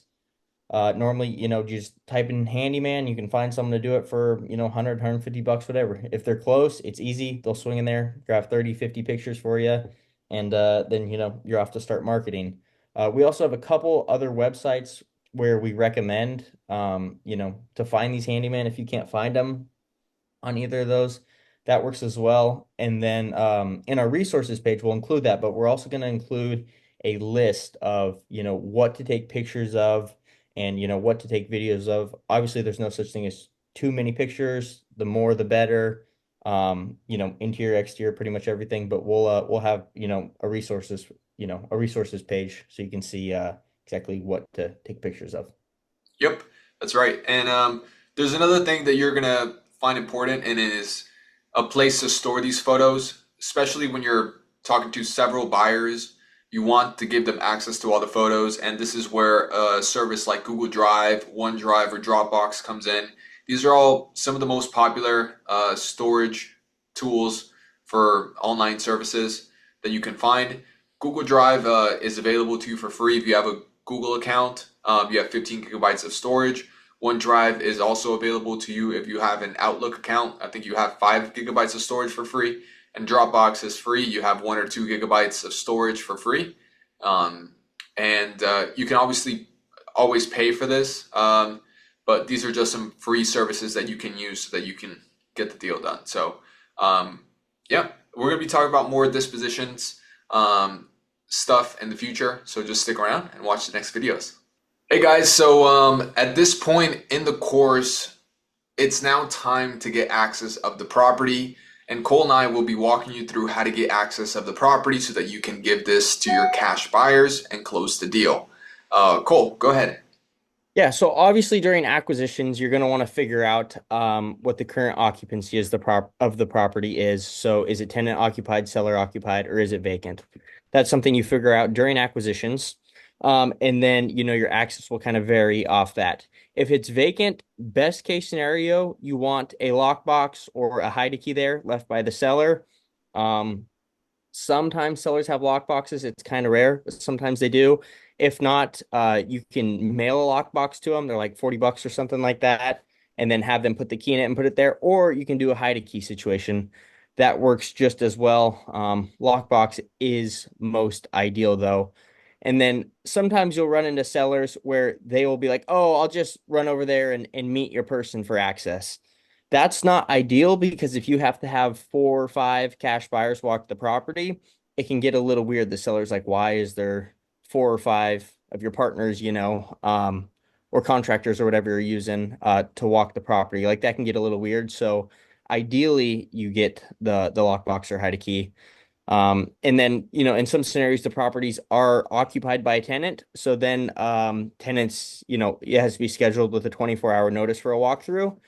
And what we like to do, if we can, is get direct access to the tenant to schedule the walkthroughs with them instead of having to go to the seller. Because then if you have 4 or 5, you can just schedule it with the tenant instead of having to schedule directly with the seller. So that can kind of save a little bit there. So that's pretty much the main ways to do it. You got anything else you want to throw out there on that, Julian? Yeah, I think it's very important to set expectations with the seller when you're going through the sales process that you will be having walkthroughs and that you will be having different contractors go and walk the property and also some of your financial partners. This kind of sets it so that if you do happen to have multiple people walking through the property and they are involved in letting them see the property or just aware, that it doesn't come off as if you're doing something shady. You set the expectation and you're doing what you said you were going to do. So that kind of makes things a lot easier, and it allows you to have a smoother transaction. This is either with the seller or with the tenants in place. You always want to set expectations as to why you're having this happen, because people need a reason to do things, and often people are hesitant to do things, especially when it's inconvenient for them to convenience you. So this is a good practice, and if you do it well enough, I think you should have no problem whatsoever in getting your buyers out there and letting them see the property without any problems. So yeah, those are just some more tips there. Yeah, let us know if you have any more questions. All right, guys. So the first disposition tool we are going to talk about is one that we commonly use. It is DealSpeed, which is offered by iSpeed to Lead. So for $300 a month, you get access to this software, which consists of a marketplace, and also it has a database to where you can reach out to all the cash buyers out there, and it ranks them by score, includes their contact info, and just makes it super easy to get directly in touch with cash buyers. So. Yeah, and some of the pros of this is that it's very easy to do.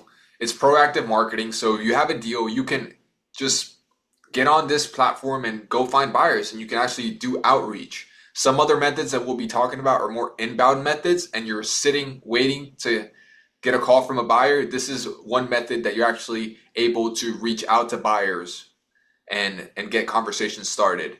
So it's always good. Another thing is that you have an immediate human interaction. So as soon as you have the deal assigned, under contract, you can start calling people and you can start getting feedback on the deal. This is how you know whether you did a good job at locking up the property at the right price and you're selling it at a reasonable price for the buyers. Some cons about it is that, the data is not 100% accurate. You're going to have some faulty numbers, and, it's just part of the game. Some numbers are great, some numbers are bad, but I have gone through lists before when I was doing dispositions on one of my deals and I found buyers, and I've been pretty satisfied with the service. So this is why I'm recommending it. Yeah, so how to do it? It's pretty simple. Julian's going to actually go on and break down this for us. But you just click on the DealSpeed tab in your Speed Delete account, click on the buyer's big flipping database, input the property, download the list, and then you call it, and then, use the Dispo script, call them up, and, get some buyers walking the property. Absolutely. So we're going to be going over it right now. So this is iSpeed to lead right now. And we just want to give you a little bit of the breakdown of this platform real quick. So in this part, this is the lead feed, and here's where you can buy leads, just one-offs, in anywhere in the United States. And then they also have a fixed price mode, which allows you to generate leads at a set price that you can then call and turn into contracts. What we'll be talking about is the DealSpeed section over here. So if you go over here, this is DealSpeed, and you'll see you'll be put into a different page where you're going to put, there's a properties tab here.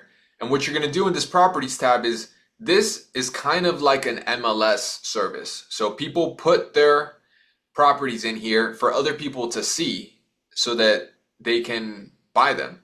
And what you can do is that you can add your property here.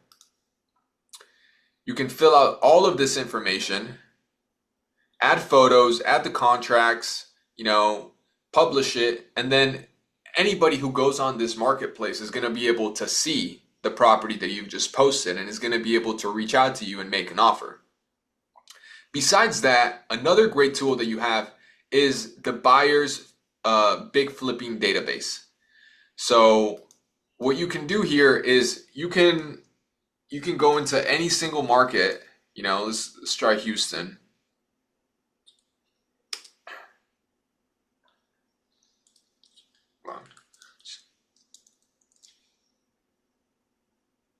Well, look, this is Miami. This is where I'm at, right? So it's already selected, and you can select a radius of 50 miles or 100 miles or whatever.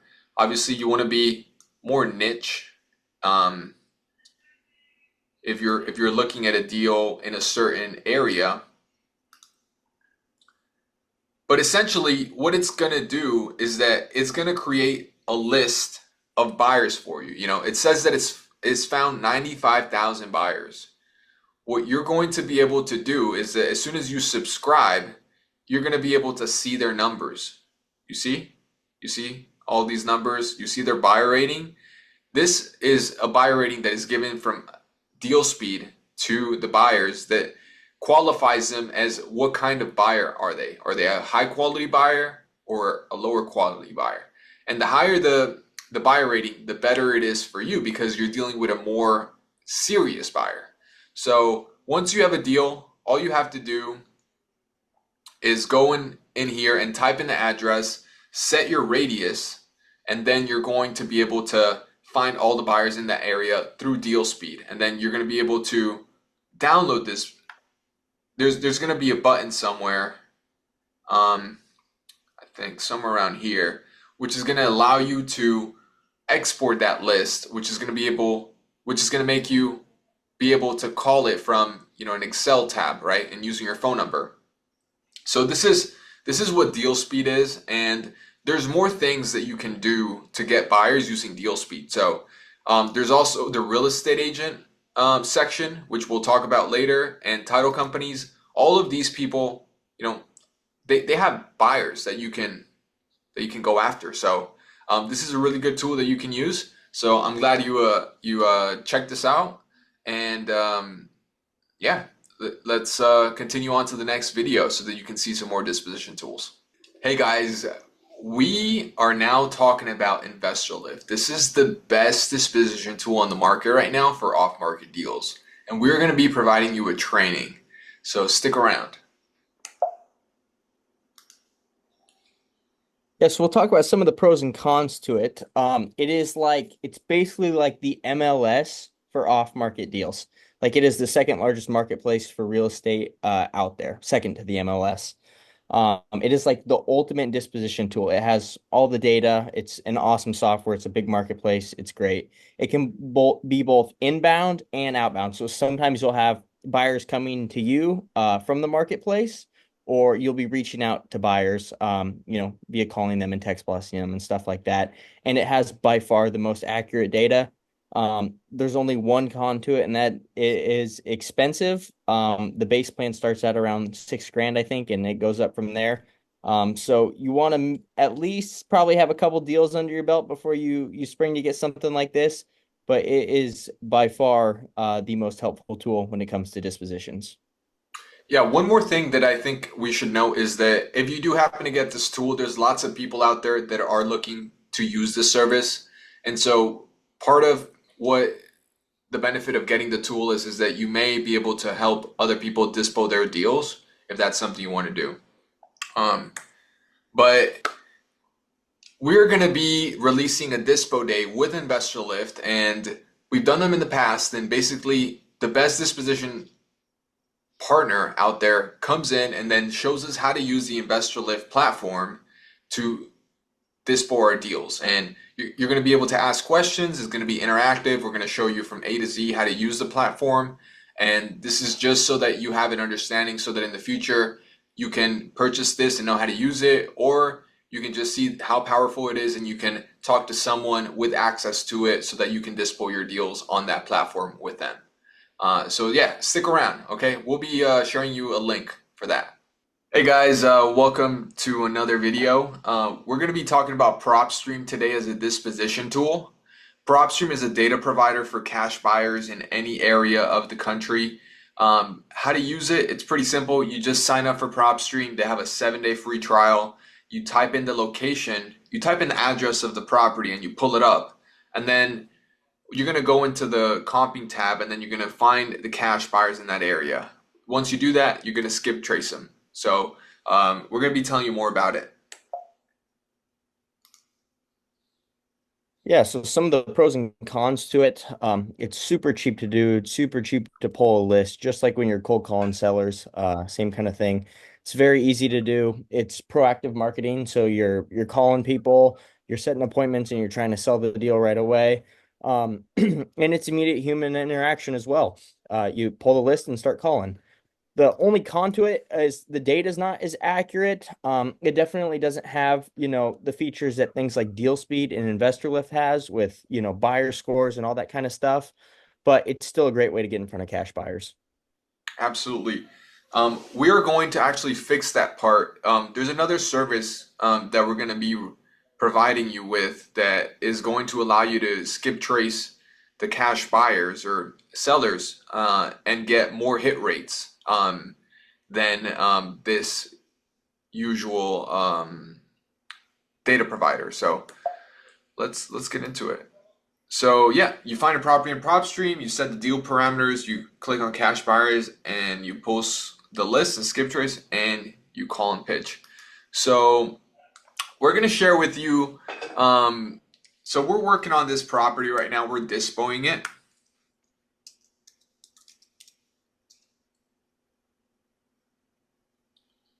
If you back click, it was right on your recently searched. I Right saw, there. yeah. I was too committed. Okay, so this is a property that we're doing dispositions on right now. Basically, it sold for $60,000 in 2019. It's a It's a 3-bed, 2-bath mobile home built in 2007, and it was in great shape in 2019, as you can see in the pictures. The seller didn't take good care of it, and he sold it to us, for 17 grand. We're now looking for a buyer in the 35 range, hopefully to make around $18,000 on this deal. And so the way you find cash buyers for this property, this is Rosebud is kind of a small town. It has 1,800 people in there. You want to go to comparables and nearby listings. And this applies for any property that you do with Propstream. And then you're going to see that there's a little label here that says cash buyers. When you click this label, it's going to pull up all the cash buyers in the area. All of these cash buyers in the area. And so you can organize them by the sale amount, and you can see that all of these people paid cash for different kinds of property in the area, and they might be really good buyers for this property in particular. Some ways you can filter even more is by selecting the property type, by going to, single family only, or, multifamily, depending on what type of property you're trying to dispo. You can set the parameters here, and then you can filter down the list a little bit more. Mind you, when you are doing dispositions on a property that's in a major market or kind of like a sub-market, you are going to have more cash buyers. There's going to be, hundreds or even thousands of them. And so these deal parameters are going to be good because you're going to be able to filter down to cash buyers that have recently bought and have bought in the purchase price range that you're looking for and all that. So once you do that, what you're going to want to do is you're going to add this list, and you're going to create a new list. And then you're going to type in the name here, and then you're going to save it. Once you have it saved, you're going to go to My Properties. And I've already done this pull, right? So as you can see, here are the 150 cash buyers in Rosebud that I pulled. You're going to export this list by clicking export, and you're going to get a file, right? And then this file includes all this information, right? So what you're going to want to do then is that you can skip trace within Propstream. If you go to skip tracing, it costs you 12 cents a skip trace, which is it's not bad. I mean, it's a little bit on the expensive side, but yeah. And then let's see. I don't know what this is. Cancel. So you're going to be able to click your list here. Okay, select contacts.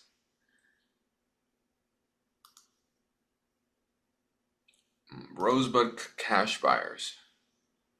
You see, once you have selected them here, you click done, and you go through the process and you pay, and you come out with a list that is skip trace. That means that you have the owner's phone numbers and email information, which allows you to contact them asking to see if this is a property that they might be interested in. So that's pretty much how this works. However, Propstream skip tracing is known to be not as accurate as some of the providers that are out there right now. So one of the providers that we recommend is Skip Matrix. I use this skip tracing software. It cost me 15 cents a lead, but because I was doing such a small amount of skip traces, 150 of them, so it cost me like 23 bucks or something. I was able to get 100% hit rate on all of the owners of the properties, and with correct information. So it's better information, which allows you to be more effective because you're reaching more owners and you're getting in front of them. So we recommend using Propstream if you want, or using Skip Matrix to get your skip tracing done. And that's pretty much how you dispo with Propstream. So stick around. We're going to be talking about more disposition strategies later. Hey guys, welcome to another video. We're going to be talking about realtors as a disposition source today. Um, so basically, what it is that you call realtors to bring the deal to their investors. Since realtors, their main job is to get deals for other investors or home buyers, it's likely that they have a list of people that would be interested in that area where you are doing your deal. So basically, how you get this done is that you get a list of realtors, you call them and you pitch the deal to them. You make it attractive to them by giving them a 3% commission or maybe a little more if there's room for it. And then once they bring you buyers and you close on them, you get them paid. So Cole's going to be talking to you more about that. Yeah, so some of the pros and cons to it. It's cheap, very cheap. You just call them up. You can skip trace a larger list if you want that. You cost a little bit, but if you're just going off Zillow or Redfin like that, it's free. Super easy to do. Proactive marketing, just like the last ones. Immediate human interaction. The cons to this is that you may have to pay, like a referral fee, pay them a commission of some kind, cut them in somehow if they're bringing you a buyer. Not always. Sometimes the buyers will pay it. But that is a possibility. And a lot of realtors don't have experience with assignments. A lot of them also, when they hear the word wholesaler, they immediately get like a sour taste in their mouth. So you just have to work with them and explain the process. And it can work well, though. Perfect. All right. How you do it, there's a couple different ways to do it. It kind of depends on your properties as well. If you have like, a house that is going to be just a clean fix and flip house, in a neighborhood, what I like to do is go find recently flipped houses, that sold. Normally, if you go on Zillow, you'll see that they were bought, maybe 6 months ago, and then they were, just sold, 3 months ago or something like that. And to find houses that are flipped, normally they're staged, but you can tell that there's no one living there. So there's no like personal items, like the closets are full of clothes. But they're normally, very nice. They're all done up and they're staged. So that's how you find a flipped house. And then the listing agent on that is the one that represented the buyer or the seller, I mean. So they have that connection right there with the investor, and maybe their investor is ready for another property.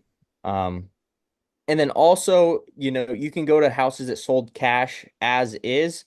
Like if you're on Zillow or Realtor.com or whatever, you can put in the search like as is transaction, and you can often find the realtors that were involved in that transaction, that represented, the buyer on those deals.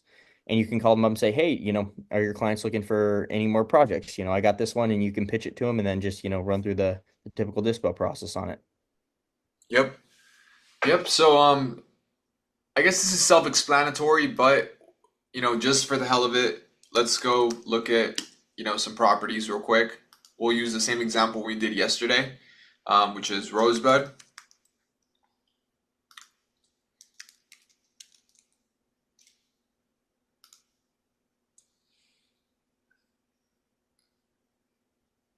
see.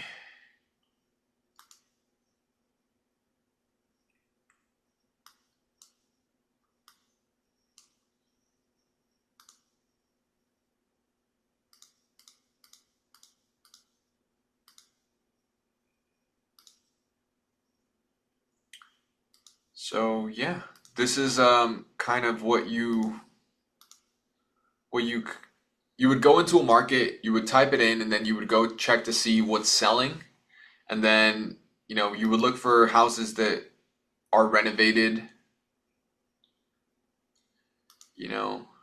Not sure if this is renovated.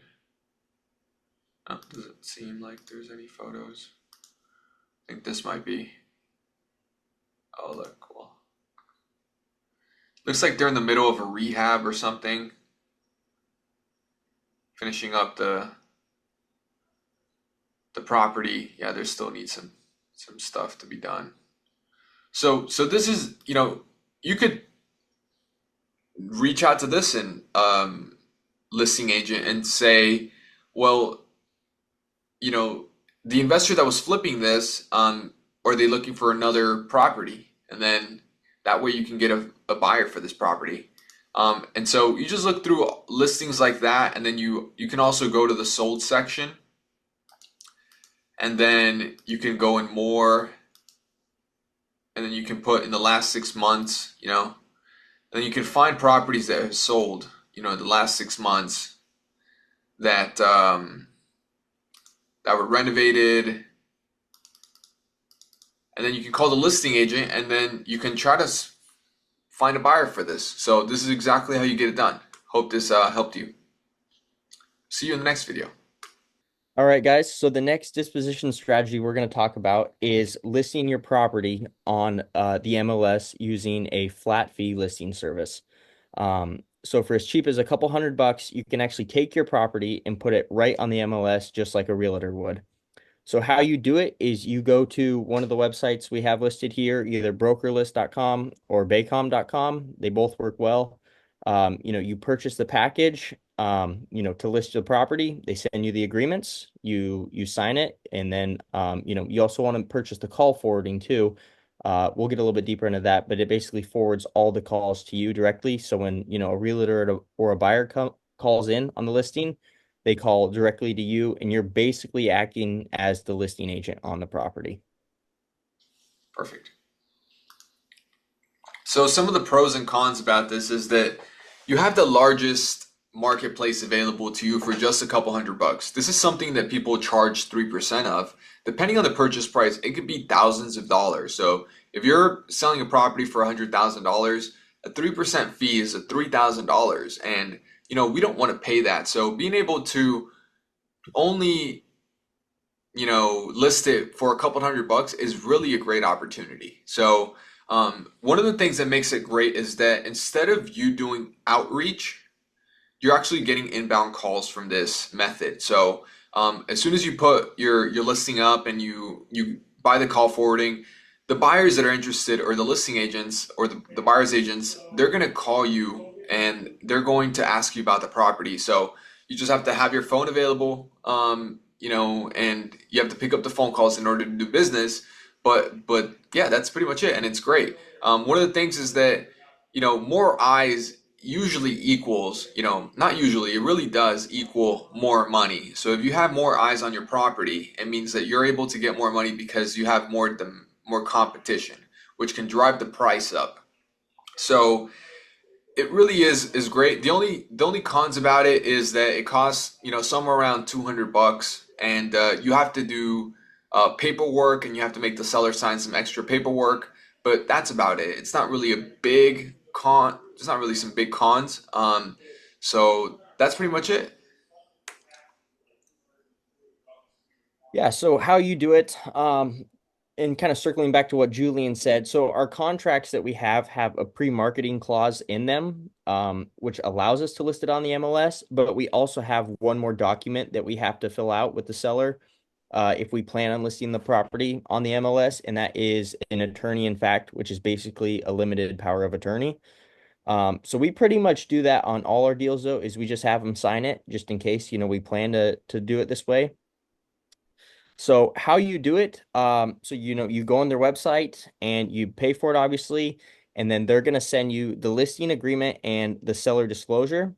So the listing agreements you can fill out yourself. You put all the property, info in there, the directions, the price, all that stuff. And then the seller disclosure is basically just line items of everything, regarding the different parts of the property. So it'll say, do you know anything if there's, issues regarding the HVAC system or something like that. At that point, we actually get the seller back on the phone and we go through that list and have them answer it all. So they're expressing, the condition of the property in that way. And then from there, you just take inbound calls and set showings, and best price wins. So that's pretty much it. Pretty simple. Yes, that's how it goes. All right, so stick around. We're going to be talking about more disposition strategies. All right, guys. So the next disposition strategy we're going to talk about is using Facebook and Craigslist. This is actually one of our favorites. It's free and it's actually super effective.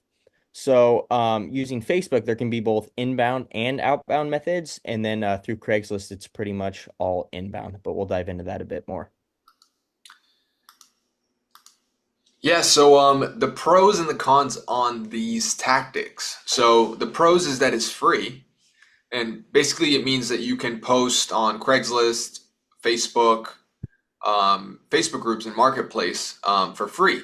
And as I mentioned before, more eyes equals more money. So if you are having trouble or if you just want to hit it, all the methods, you can post these in Facebook groups, the Marketplace, and Craigslist to get more eyes on it. And the only cons about this is that it's a bit time consuming. If you're having to post this, in all the Facebook groups in the area or in all the Facebook groups, period, it might take a long time.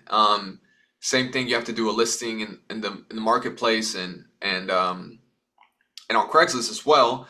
And that's all. I mean, the other thing is that there's tire kickers sometimes, because people go look and through the posts and they reach out and stuff, and you know, unlike other methods of disposition like InvestorLift or DealSpeed, where you have a score on the buyer, or you have any kind of information that they bought something and makes them more qualified. You don't know what kind of quality the cash buyer is. So you might get some people that are just inquiring just to inquire, and they're not really looking or have an intention of buying. So yeah, that's the only thing, but it's still a really good disposition source. We're gonna get more into it.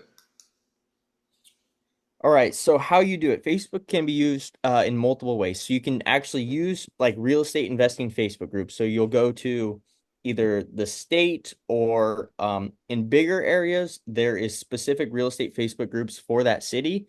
And you can go in there and then you can post the deal and then you can receive some inbound leads, or you can go on there and like go in the search bar and type like buy box or cash buyers, and you might find like recent posts where someone posted their buy box saying they were looking for a deal, and then you could reach out to them. Or if you go to like other deals that are maybe similar to yours that were recently, sold or posted on there, a lot of people will like drop interested or they'll drop their emails in the comments, and then you can do outreach to them. So that's a great way to do it. One that we really like to use is Facebook Marketplace, where you actually go in there and you just create a little listing for the property, and then you take a bunch of inbound leads. It's super effective, like on like kind of random deals and like rural deals. Like, so we'll get like little like, I mean, we do some cheap houses sometimes. They're 4 or 5 grand, and they're a bit janky kind of things. And there's normally people in the town that want to buy those things and fix it up. So we have great success using Marketplace to sell those kinds of deals. And then Craigslist Marketplace is just like Facebook Marketplace. You post it on there. You write a description, you include pictures, and then you take inbound leads on it. Yeah, so we're actually gonna show you some of these methods here. So let me just open up one of the listings that we have so that you can look at it.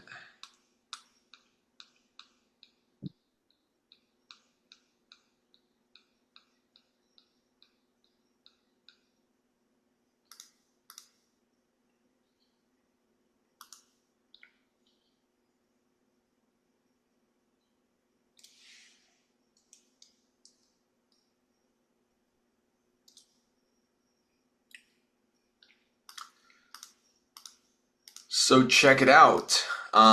So yeah, so this is a listing that we created for our property in Rosebud. The address is 307 North David Earl Street. As you can see it, we put some description. We put that it needs a full rehab. We put the bedrooms, bathrooms, square footage, the build, the occupancy status, the lot size, and a little bit of a description here saying that it needs heavy cleaning and it's in need of rehab. Um, and yeah, we just talked that it sits in a nice own lot with no HOA fees, and we're selling it as is. So some of the pictures are are here. As you can tell, it definitely needs some love.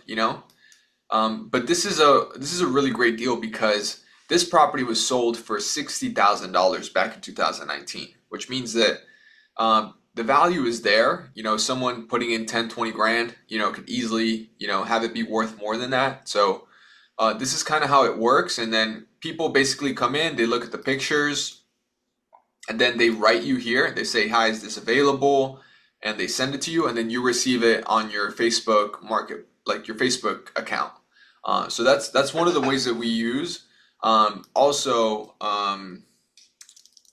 And one thing to hammer back on that, the it's really important to put cash or hard money lender only on your listings on Craigslist and Marketplace, because a lot of wholesalers come to these places actually trying to get deals. And if you say that, that weeds them out because they already know it's a wholesale deal. And you also want to make that clear to your buyers, that they can't come in and get a mortgage on a property like this as well. yeah, exactly. That's a good point. So another really good way of using Facebook, as we mentioned, is Facebook groups. So here is our Facebook group, the Real Estate Investors Group.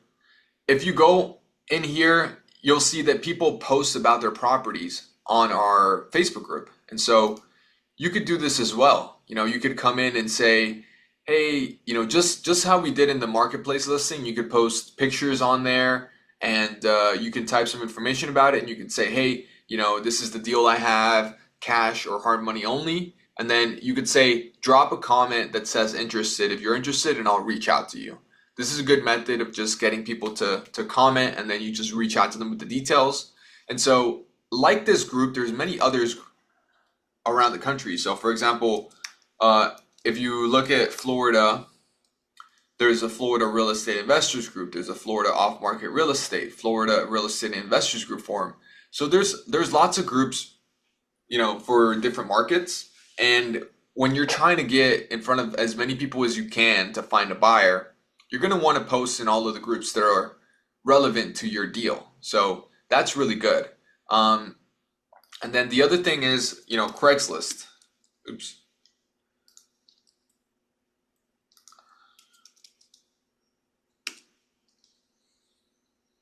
Crail is in Scotland. Looks like a nice, pretty city. So, so as you go and you look at Craigslist, you see that there is real estate for sale, right? And basically, you go on there and there is properties that are being sold on Craigslist. You can also post, if you go to the top right here and you post, all you have to do is go to the market where the property's at, and then you can post a property there. And then similarly to Facebook, when someone is interested, all they have to do is hit reply up here, and they get an email address, which they then send an email to, and it reaches you at your email address that you submitted. And basically says, hey, I'm interested, or tell me more details. And then that's where you go in and you tell them more details. And then you get on the phone with them and you're trying to sell them the property. So these are all really good methods of dispoing properties.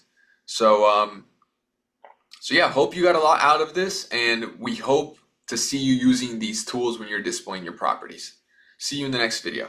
Welcome to another video on disposition. So we're now featuring JVing as a disposition. So JVing means joint venturing, and what that means is that you're working with someone else to get the deal done.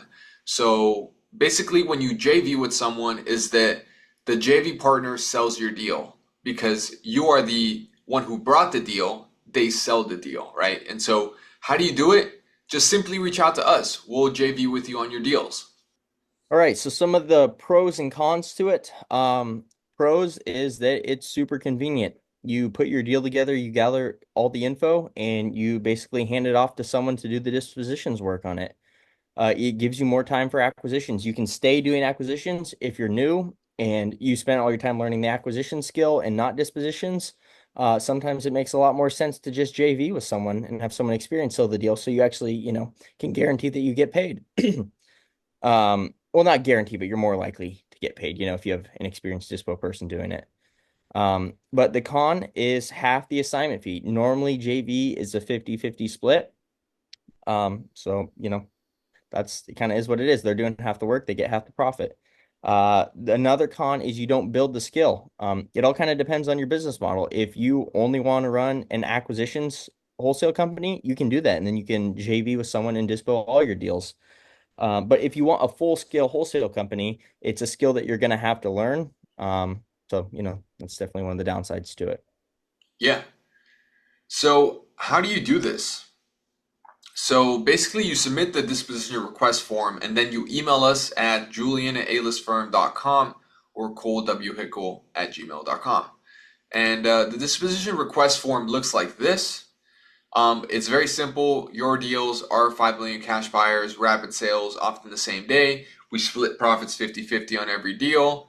And yeah, if you're ready to make money, just fill out the form and let's do this. So this is the Real Estate Investors Group, you know, disposition request form. So the first half of this is just very simple. You talk about yourself, your name, your email, your phone number. Then you talk about the property. Is it under contract? What's the address? What's the property type? What's the number of units? What's the purchase price? What's the after repair value, the repair cost, your contract price, and your contract end date? This is all very important information that we must find out in order to see if this is something we can take on. Okay? And then what's the later half, Cole? Yeah, so I mean, basically, we want as much info on the property. We want to know what you know. So we get the property in, and we're going to be comping and underwriting it, trying to figure out if the numbers make sense. So, we have options here for the different repair levels. So, that'll give us a better idea. Is it a full rehab? Is it a full rehab plus some exterior cosmetics? The more we know, the better. The occupancy of it, that's very important. If it is occupied, what is it renting for? And then, further in, you can get into, I mean, the more the better. So if you can list the specific repairs it needs, that's great. That's very helpful. And then, obviously we want to see the contract and then pictures of it. So, that way we can do our full underwriting and comping on it. And if the numbers make sense and it's a deal, we're going to put in our effort and do everything we can to sell it. If it's not, we will at least let you know, hey, here's why we don't think it's a deal. Here's kind of where it would need to be, and we'll even give you a little bit of feedback on it as well. Yeah. So one more thing that I want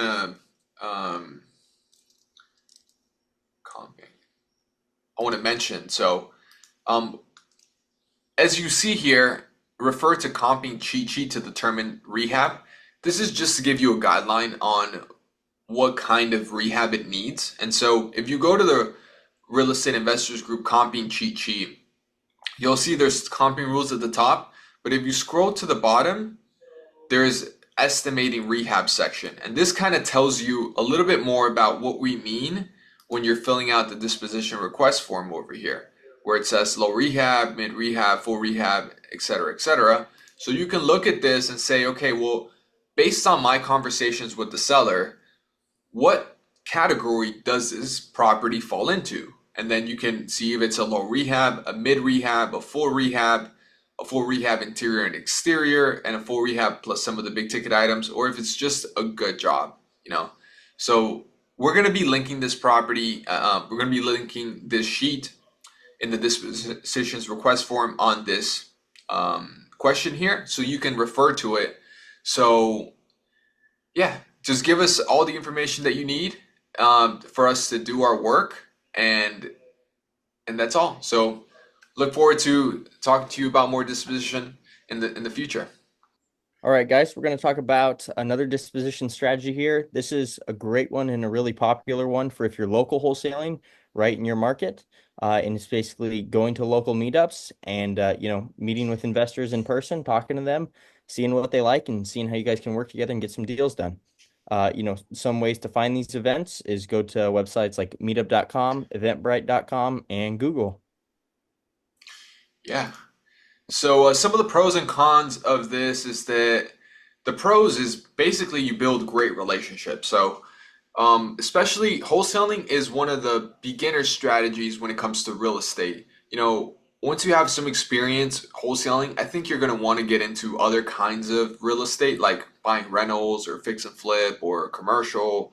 And building great relationships in your local market is always great because some of these people will be those people that can help you and guide you when you're further along your path. And even now, they can buy deals from you and stuff. So it's a great strategy. And when you do this, you build more of a personal touch. So if you go there and you meet people in person, you're able to develop more of a relationship and you're able to do better business deals and, have more trust between you guys, which is always great. Some of the cons is that you have to commute. So, you have to find a place, and hopefully it's not too far, but it could be 30, maybe an hour out. And then some another one is that it's not scalable. You can't go to 5 different meetups at the same day, so you're gonna want to go to maybe 1 or 2 or 3 a week, hopefully when you're getting started, in order to get these cash buyers. And it takes a lot of time, but it's worth it. So those are some of the pros and cons. Yeah, so basically here's a couple of the websites to go find these kinds of events. Search them in your area, put them on your calendar, show up, be friendly, socialize, and hopefully make some great relationships. Yep. So I'm going to show you how to access some of these events in your area right now so that you can do it in your area. So you're going to want to go to meetup.com.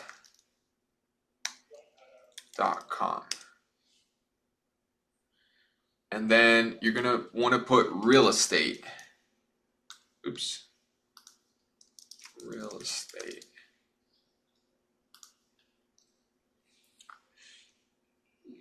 And you're going to see that there's definitely lots of events. Some of them are online and some of them are in person.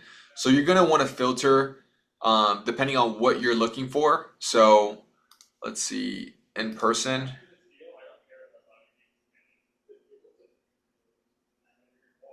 So, for example, this is a Miami real estate happy hour. This is probably a really good event to go to meet some of your local investors. Um, then there is real estate investing tips and opportunities, free drinks and appetizers. It's also probably a really good event to go to. The South Florida Real Estate Network Meetup MIA. It's probably really great to go to. So as you can see, there's definitely lots of different events that you can go to in your market to get some cash buyers and to also start networking with other real estate investors. So here we have Real Estate Investing 101, Wholesaling and Fix and Flipping Masterclass. Some of these events actually teach you how to do things. So it's a really good tool to use. Now, similarly to Meetup, there is Eventbrite.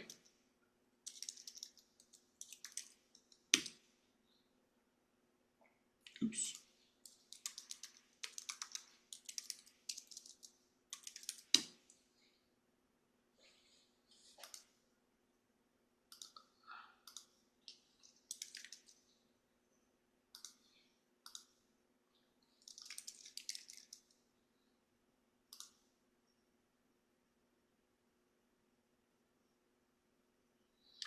And you're gonna want to search real estate and put in your location, and then as you can see, there's gonna be some events that show up.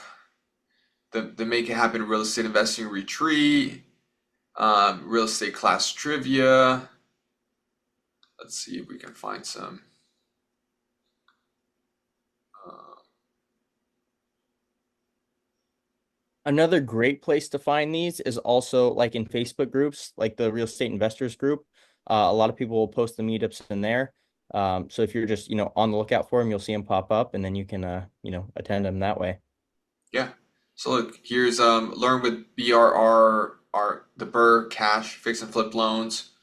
So you're gonna want to look through. Some of them are gonna be the same as Meetup. Like for example, this one is already in Meetup, and it's also on Eventbrite. So it's good to just look. Maybe there is some events that are not on Meetup that are on Eventbrite. So that way you can just see what's available in your market. And then you want to you want to try to go to at least 1 or 2 events a week. When you're starting out, even 3 events, just to meet people and see if you can get some cash buyers in that area so that you can really, when you're finding deals and getting them under contract, you can sell them quickly. And lastly, what you're going to want to do is put real estate events near me.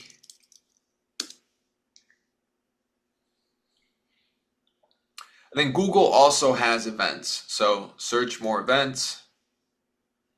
You're going to see that all of these real estate events are going to be, available to you in your local market,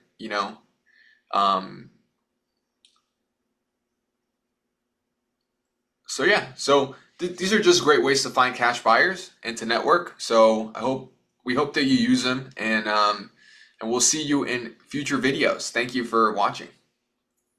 Hey guys, welcome to another video. We are going to be talking about transaction coordination, otherwise referred to as TC. And what a transaction coordinator does is that when you get a seller and you sign a purchase agreement and you get a buyer and you sign an assignment agreement, you turn these two pieces of paper to a title company and you become the transaction coordinator. Or if you are hiring someone, then you give it to them and they go find a title company and they handle all communication. So that's how this works. So the steps are basically you choose to either find a TC and hire them, or you become the TC, and then you have to find a friendly title company, and then you got to open escrow and submit EMD, and then you got to work on title issues if there's any that come up. And the next step is you have to herd cats, and you'll see why we say that in the future. And at the end, you just close the deal. Cole's gonna be talking a little bit more about it. Yeah, so what is a transaction coordinator? A transaction coordinator is the person that basically brings the contract to the finish line. There's a lot more work that goes into this process than what most people think. It's roughly about a third of the time you spend doing this. And if you have someone doing this for you, what it allows you to do is spend more time working on revenue generating activities. It can be very time consuming, and in me and Julian's opinion, it's the least fun part of the business. So, Yeah, that's true. So this is why we're recommending easy REI closings. So what is easy REI closing? So easy REI closings is a transaction coordination company.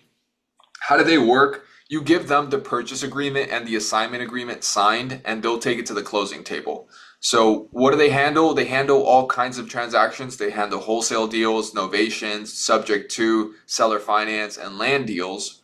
And what's the benefit of this? And so basically, as Cole mentioned earlier, 30% of bringing a wholesale deal to closing is transaction coordination. And what this allows you to do is that you free up that time to work on either more acquisitions or more dispositions of your deals, which creates more revenue for your business.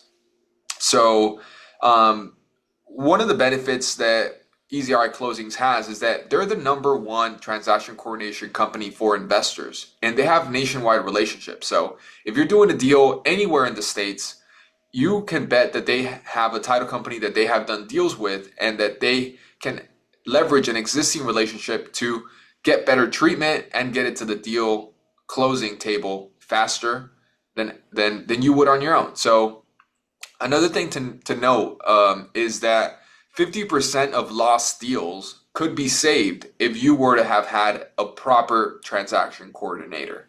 So these are the things that you have to think about. We all know that when we put properties under contract, there are some that are going to fall out. If you can save 50% of them from falling out and to get to the closing table, would that be of value to you? I think so. So this is why we're recommending it. We personally are using Easy REI Closings too. So we also are recommending them to you because of that. So we're going to be talking more about what you would do if you were to be doing the transaction coordination yourself up next. all right, yeah. So if you're doing it yourself, one of the biggest things is having good relationships with title companies and knowing how to find them. You can, if you have the tool DealSpeed, you can go in there and find title companies. Or we provide you a cheat sheet of one in each state. And sometimes it's better to have them county specific, but we at least provided one for each state. And then you can just look them up on Google and get their contact info and then vet them that way. Yep, that's right. So now we're going to get into a little bit of the vetting process when you're trying to choose the right title company for your deal. So these are some questions that you would want to ask them when you're vetting title companies to pick the right one, because if you pick the wrong one, you might lose your deal. So listen up and, pay attention and also ask these questions when you're vetting them yourself. So, do you work with investors? How many investors do you work with? This is a relevant question because a lot of title companies work with retail buyers and not so much investors. So they might not handle assignments and they might not be aware of all the solutions to the problems that you may encounter. So this is very important. And what's the percentage of your business that comes from investors? So this is a really good sign if they have a high percentage because that means that they work with investors and that's the lifeblood of their business. So they take care of them pretty well. And are you comfortable with assignments? Do you have an assignment contract? These two questions are really good because if they're not comfortable with assignments, then you probably don't want to work with them because you're most likely going to be assigning this contract to an end buyer. So if they can't do that, then they're not qualified to be handling the transaction. And do you have an assignment contract? It's always good if they can provide one. We also provide you with one, so you have two options there. Now, do you perform double closings? Commonly, sometimes sellers won't want to have the assignment clause, the and or assign or on the contract, and this doesn't impede us from doing deals. All you have to do is do a double closing, and so it's very important that the title company does double closing so that you can get the deal done. Finding out later that they can't can be a deal killer. And so what are title exceptions? So title exceptions, these are things that may not be covered by title insurance, and you want to be able to work with a title company that knows how to deal with them very well because this may come up. Now, working on probate deals. So depending on what kind of seller you're working with, you may encounter a probate deal or not. Probate deals are a little bit different than general deals. So having a title company that does work with probate deals is going to be a benefit to you so that you can get the deal to the closing table, especially if you are working on a probate deal. And the next question is, do you have an attorney on staff? So this is very important when when you need people to draft a promissory note or a performance deed or a deed in lieu, also extra documents that you need in order to get the deal to the closing table and for you to satisfy the seller with the requirements. So it's always good that they have an attorney on staff because they can provide that service, and it could be cheaper than going and hiring out another attorney outside. Now, do you offer discounts for multiple closings? This is really good if they do, because when you're doing double closings, you're going to be saving on some money. So it's always good to ask that. And then always ask, who will be my main contact person at the title company, because you want to be able to know who's going to be handling the transaction so you don't get passed around. And when you call, you get direct answers and you don't just get vague answers. And lastly, this is very good. Sometimes they do offer, after hour communication. So you always want to ask, can I get the contact person's cell phone number for after hour communications? This can help you get the deal done. And trust me, you don't want to, feel ashamed of asking the person's cell phone number for after hours communication, because you want to get the deal to the table. This is how you get paid. This is how you're able to live the life that you dream. So I would say don't be shy. Just go and ask for it. Coming up next is about opening escrow. Yeah, so once you find your title company, you'll want to, open escrow. So what you'll do is you'll send them an email. This is after you've obviously, talked to them, had a conversation with them, and they'll likely be expecting an email from you. So you'll send them an email with the purchase agreement and the assignment agreement if you already have it. And then you will provide all parties' contact information, buyer, seller, and then your phone number as well. And then they should receive it and say received. And then you will provide any additional requests if they're like hey, we're gonna want LLC docs from so and so. You want to make that known to the buyer. And then you'll want your buyer to send in their EMD and get a confirmation of EMD receipt just to make sure that it's there. And then get a clear expectation on timeline. How long is it going to take to have the title search done? Once that's done, how soon can we close? and just so you have a clear expectation on when things should be done. Yeah. Up next is title issues. Yeah, so title issues are a pain and they're quite frustrating, especially when you have a deal with the signed with a buyer and you got a great fee sitting there and you're ready to close and something comes up that keeps the deal from being able to close. So some of the most common title issues would be liens and judgments. This can be like, a mechanic's lien or something, or if someone has a judgment against them that they have to pay out, or, like a divorce judgment. We see those sometimes too, where one party owes the other money. Those are quite common. Sometimes they will be more than the value of the property, and the transaction just won't be able to go through because the lien is greater than, the sale of the property. So it couldn't be paid off even if they wanted it to.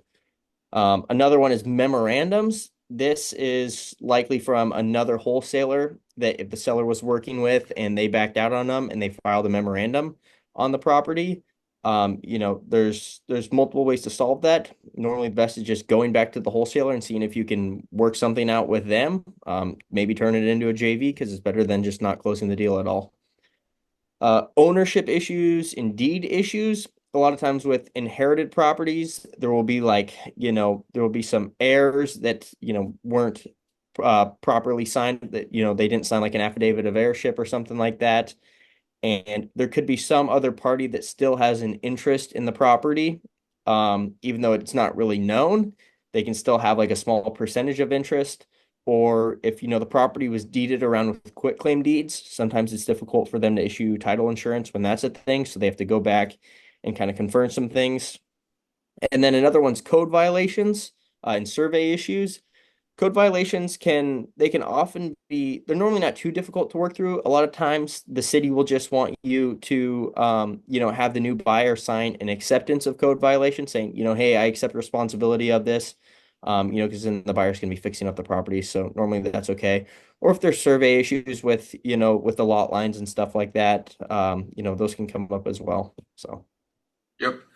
That's pretty much what it comes to title issues. And, the next part is closing the deal. So, what do you do? So, you basically confirm the closing date, you review closing documents to make sure that everything is the way it's supposed to be. You want to see your assignment fee on there.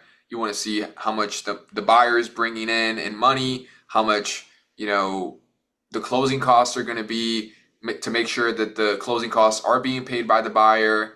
You're making sure that the seller is going to get the net amount that you promised them that they were going to get.